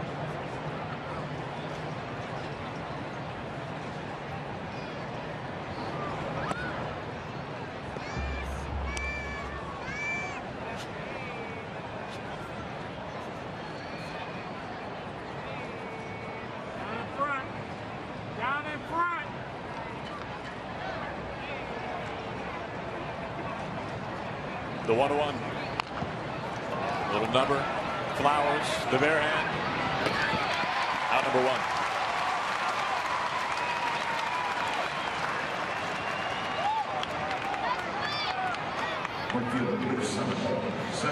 Here comes Seth Smith. His first at bat today. Took over in right field for Trumbo. You know, Mike, we've talked a number of times over the course of the season about just the mental, of course the physical, but the mental stress and wears of playing so many close games, and both the White Sox and Mariners are paddling in the same boat when it comes to that. But for the Mariners, the extra inning games have been stacking up at a rate that none of us really saw coming. Well, who could? Over 20 of them this year. Yeah, 21 now. And that has to be as taxing, if not more so, depending on how long it goes. Well, yeah, you're right, and mentally it'll get to you as a position player, but really what it does is it ruins your bullpen. And for Lloyd, knowing that he was limited in this ball game today, again, Kensing and Wilhelmsen wanted to stay away from those guys, so he had to go with the younger pitchers to get him to Carson Smith. He was able to do that, even though Carson looks as if he was going to get a 5-out save. Unfortunately, there's an error, and you tied the ball game up, and now you've used your best pitcher that's available to you today in Carson Smith. He's done, so you're going to have to go to one of the young guys, and it looks like it'll be David Rollins, the left-hander, out in the pen. A ball and 2 strikes to Smith.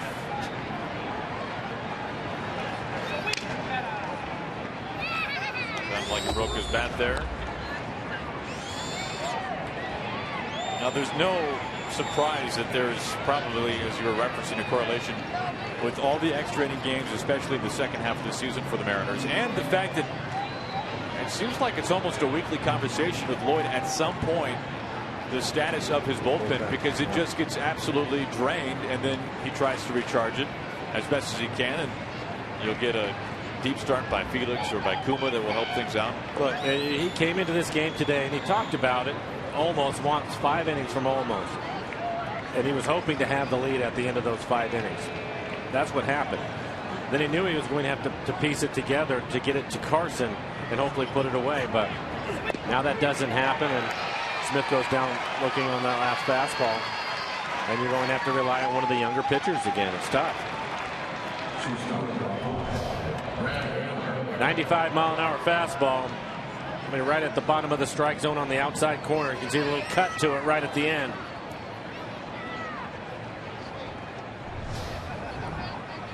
But I think as a manager, you put this plan in your head before the game even starts, and it's working its way all out until you get to the bottom of the ninth. Miller a chance to make up for the 2-out error, which has sent this game to extras. You mentioned that cut fastball from Robertson. That has been so tough against left-handed hitters like Miller over the course of Robertson's career. Well, it's difficult, I think, because he can start it off the plate away. You give up on it, and then it runs onto the outside corner like we saw what happened with Seth up there.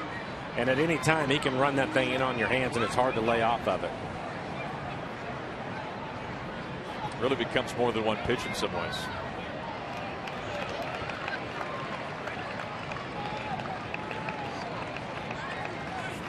And when you consider that he spent some time watching the guy that was the best at it, Mariano Rivera, when they were both in New York. And I'm sure a lot of conversation about the cut fastball. Biggest thing is you have to be able to command it, and Robertson does a pretty good job of that. 2-2.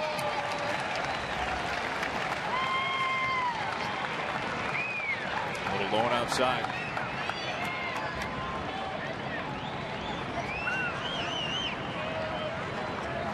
Two outs, nobody on, top of the 10th, all tied up.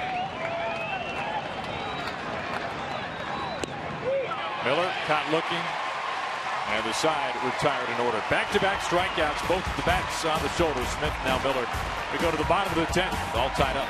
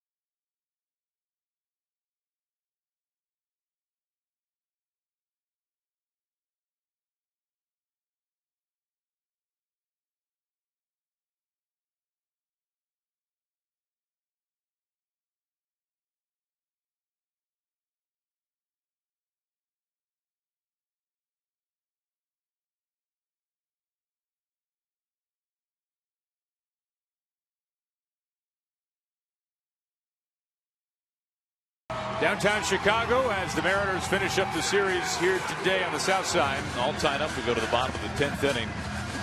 White Sox scored late. 2 outs of the ninth to force extras.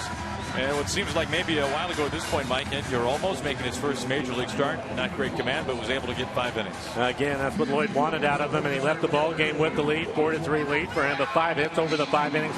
5 walks is something that he's going to look at. Try to clean that up in his next outing. 95 pitches, 48 strikes, 47 balls for him today, so his ratio wasn't the best. But David Rollins will take over. 14 appearances on the year, 18 strikeouts and 19 in the third. Opponents hitting .379 against some good fastball. Again, he'll be in the low to mid 90s.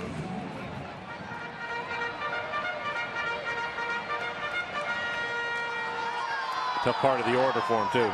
Right back to the top with Eaton. A couple of bunt base hits his last 2 times up.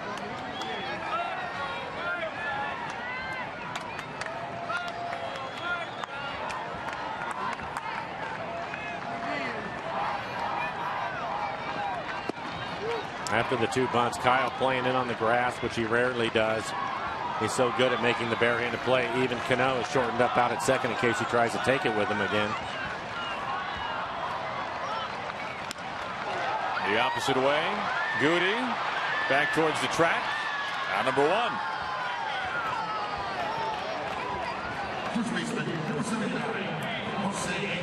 When you think about what Lloyd has had to do today, The most veteran pitcher that he's put on the mound is Carson Smith. This is who was just sneaking up on a year of service time. Yeah, we saw him debut last September. This is we've talked many times about the bullpen and the youth in the bullpen for the most part. And Abreu right to Miller, gobbles it up. Accurate throw out number 2. That's a big out. Brings in Cabrera. Left fielder, number 53,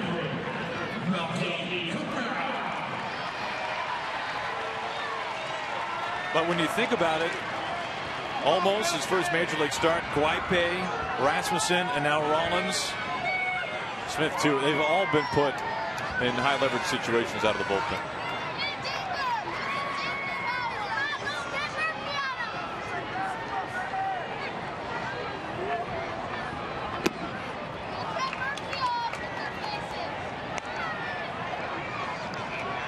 Cabrera tied this game up in the 7th with a home run out to right field, his 9th this year. That was off to Guaipe.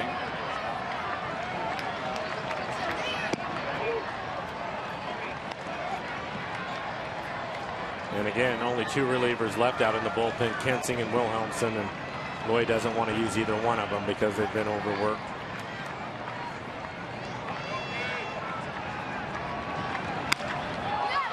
Out to right center. Jackson pedaling over, moving fast, can't get there. Cabrera, a double. He's had a good series, to say the least. His 4th hit today, his 5th time on base. Winning run in scoring position with 2 outs. Pretty good hitting too. That pitch down the outer half of the plate. You can see him go down and dig it out. Gets the barrel to it and drives it to the fence in right center.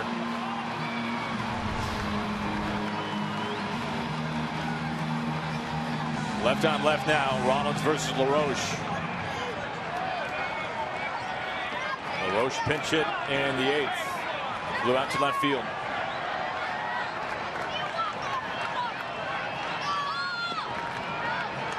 Stop there by Hicks.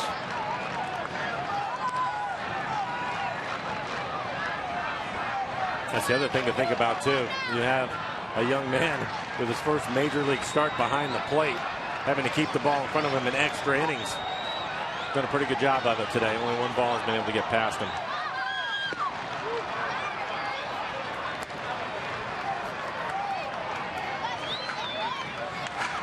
One ball with a 1 strike to LaRoche.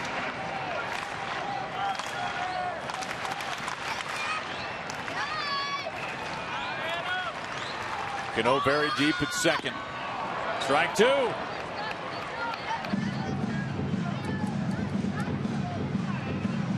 You're talking about high leverage situations. It's been all afternoon long, but they've stepped up for the most part. 1 for 15 runners in scoring position. That's incredible. Cabrera at second, the winning run. 2 strikes against LaRoche. And he's down swinging. Rollins the off-speed pitch, and the frustration for LaRoche this season continues. As we go to the 11th, a chance for a little bit of history. Jackson and Seager both coming up and both a hit away from the cycle.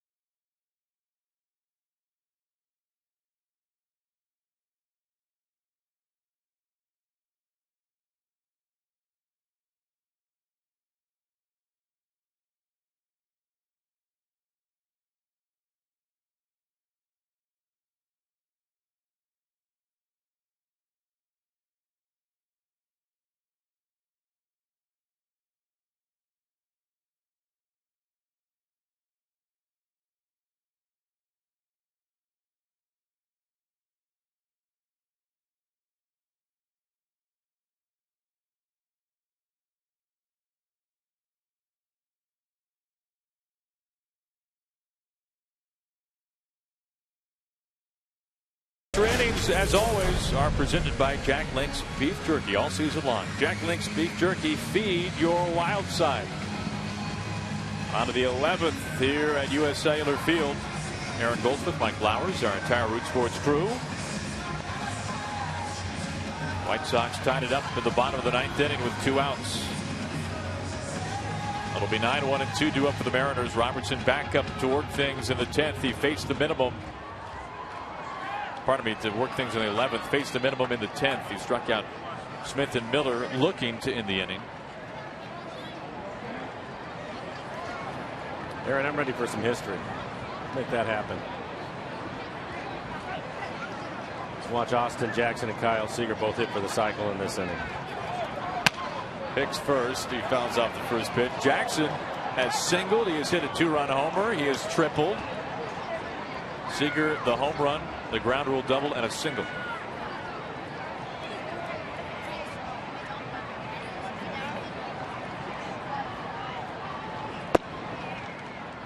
These two teams have, well, Mike played in the neighborhood of 8 hours the last 2 days. Late last night, early today.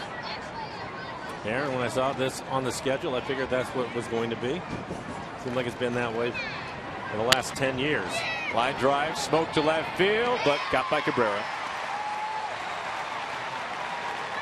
Out number 1 for Austin Jackson. Now Jackson a chance to be the 5th ever Mariners hitter to hit for the cycle, and the first since Adrian Beltre in September of 2008. Olerud, A-Rod, there the bone.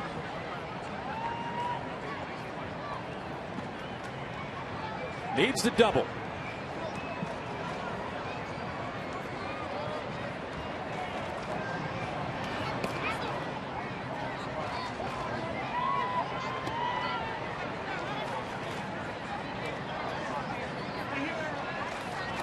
They're playing him hit the ball the other way. Eaton shading towards right center.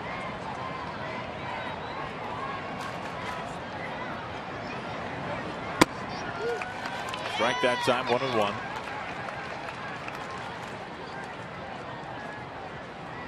Now Robertson, a guy as a closer, used to going to 1 inning. He's working here in his 2nd inning of work tonight. Ball and 2 strikes. He's pitched 2 innings only 3 times this year, so this is not someone that Robin Ventura obviously has on the mound all that long.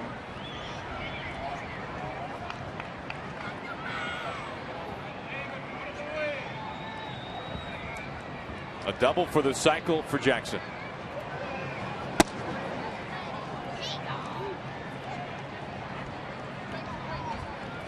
You can see our in-game box score. No, the offense, the top of the lineup in Jackson and Seager.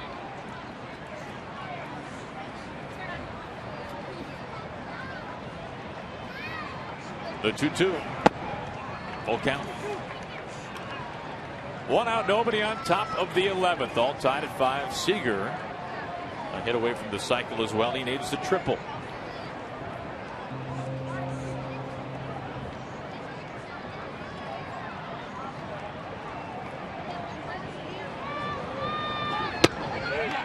Caught looking.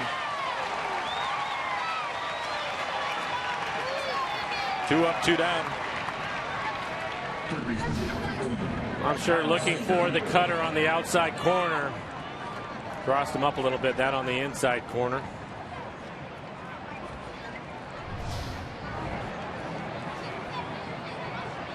Seager has not tripled this year. He has 7 for his career. Actually hit 4 triples last season.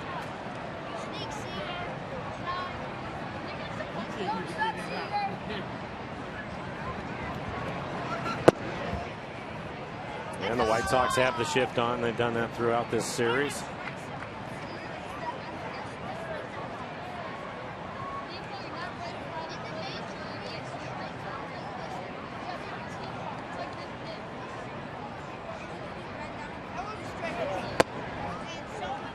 Seager ahead 2-0.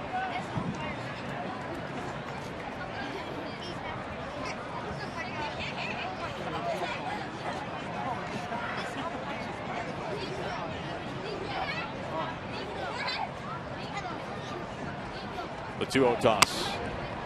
Off the hands of foul ball.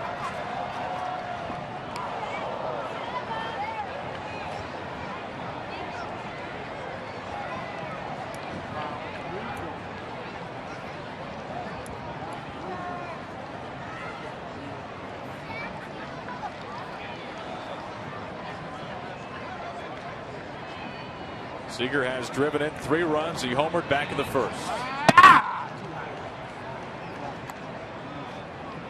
And he's ahead of the count 3-1. Seager has now homered in 3 straight games.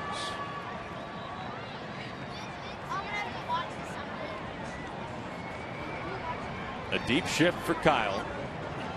And a full count. Well, they tried to give him the lead right there. Good fastball, 93 in the middle of the plate.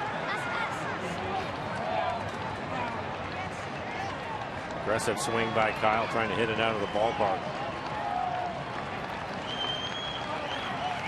2 outs, nobody on. Top of the 11th, all tied up. And the 3-2 to Seager.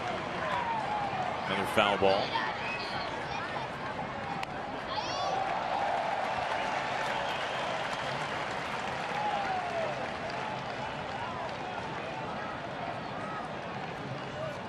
Now Sanchez is nearly in medium right field. The second baseman for the White Sox. He is way back there. Hammered to Sanchez, and on cue, he makes a sliding catch in medium depth right. Now, they played it perfectly. Seager robbed. We go to the bottom of the 11th.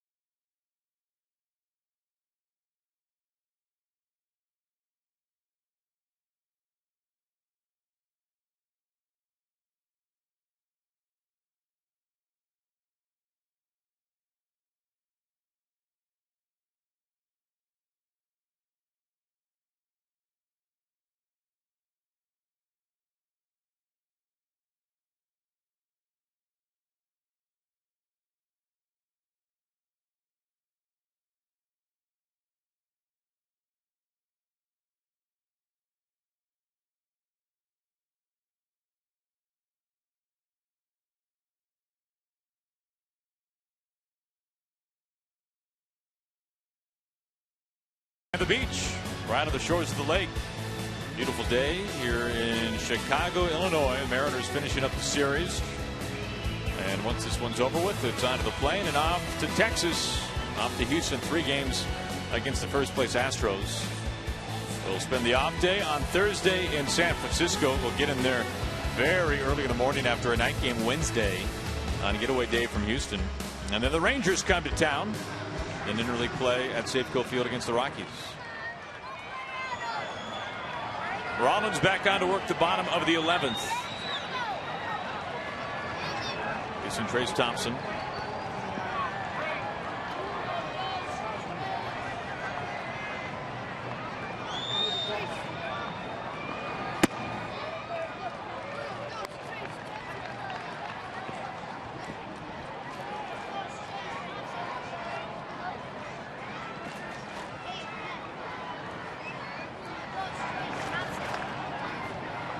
Rollins 1-0. 2-0.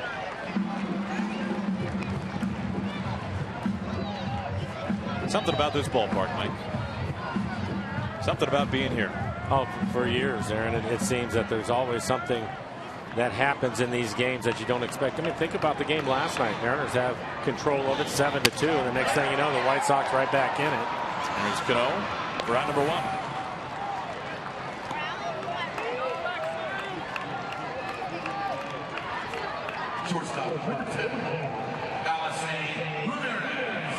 That'll bring in Ramirez with 1 out, nobody on.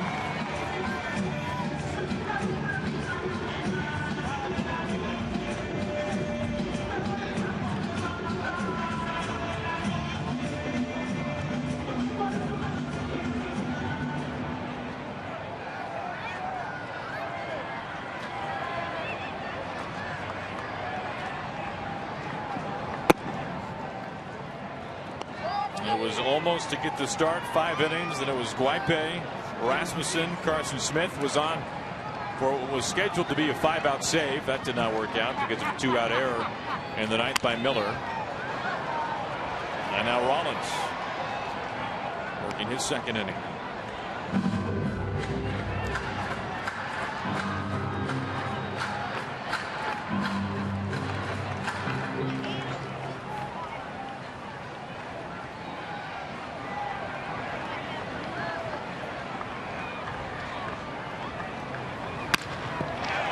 Up the middle, a base hit. 1 out, and the winning run at first base for the White Sox.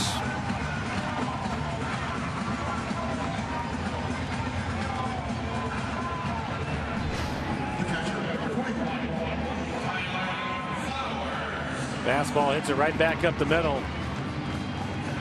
Tyler Flowers walking to the plate. He'll get his first at bat of the afternoon. Nobody available for Robin Ventura on the bench. He's used his bench up.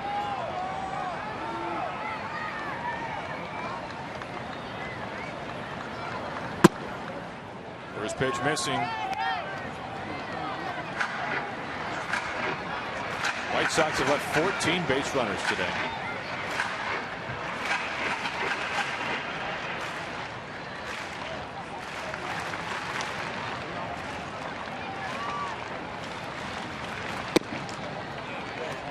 Rollins behind 2-0.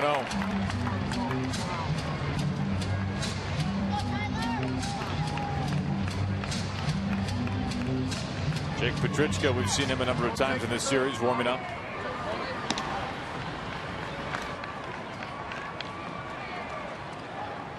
Ramirez the winning run at first. And now 3-0.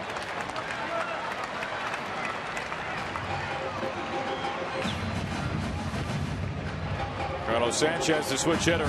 He came off the bench in the 9th.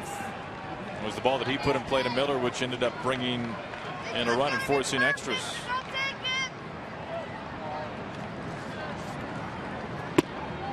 Four-pitch walk. 1 out, 2 on. And the winning run in scoring position was some pretty good speed in Ramirez.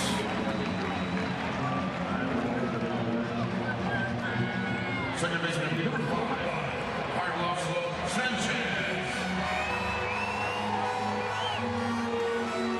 Talked about the young pitching. These are the situations that you learn the most. And right there, I felt he was really careful with Flowers. All those pitches away from him, missing off the plate away.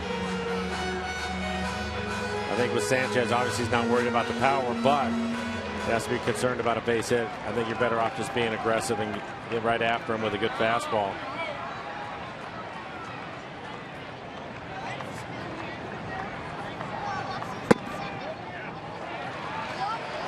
Thompson grounded out early in the at-bat to Cano. Then Ramirez a single up the middle. Flowers the 4-pitch walk. And Sanchez ahead 1-0.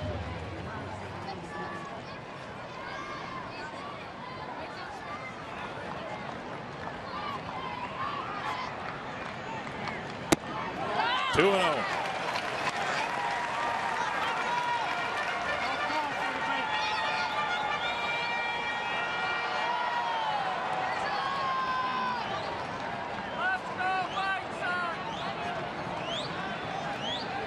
Neither side much success with runners in scoring position. A lot of chances for the White Sox in that category.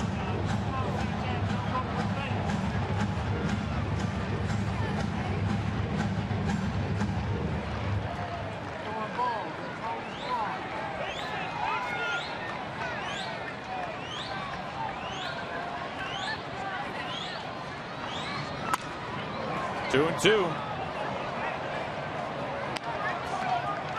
Came right back. A couple of good fastballs on the outside corner after missing the inside corner on the first 2 pitches.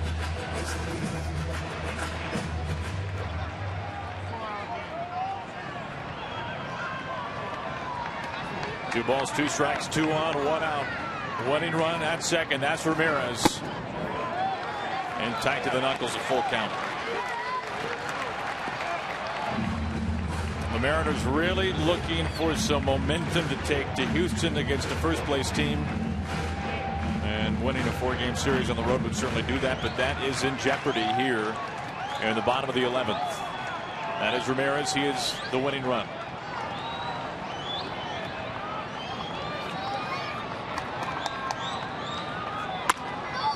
Count stays put.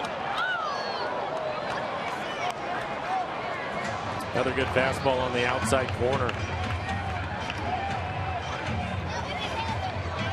See if we can get a fastball down in the zone, get a ground ball and get out of this inning.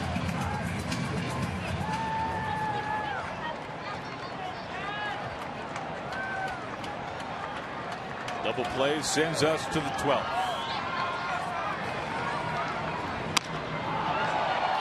Smith moving back some more, and he makes the catch.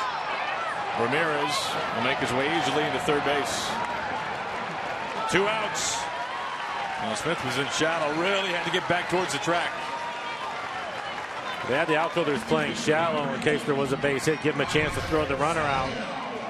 And this ball had a lot more carry to it than I expected, and I think even for Seth, but he's able to get back, catch it right in front of the warning stripe, gets it back in quickly.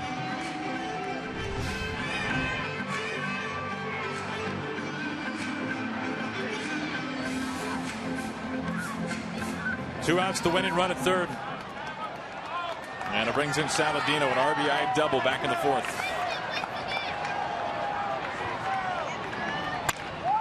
And that will win it for the White Sox. Ramirez scores. White Sox come back. They win it in 11.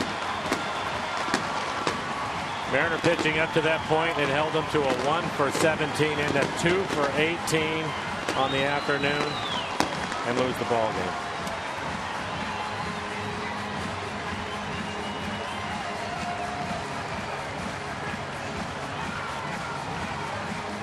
Some really long games here in Chicago. First time in the majors this year that consecutive games in the same series have gone over 4 hours. Saladino, the game-winning hit, drops a flare, and the series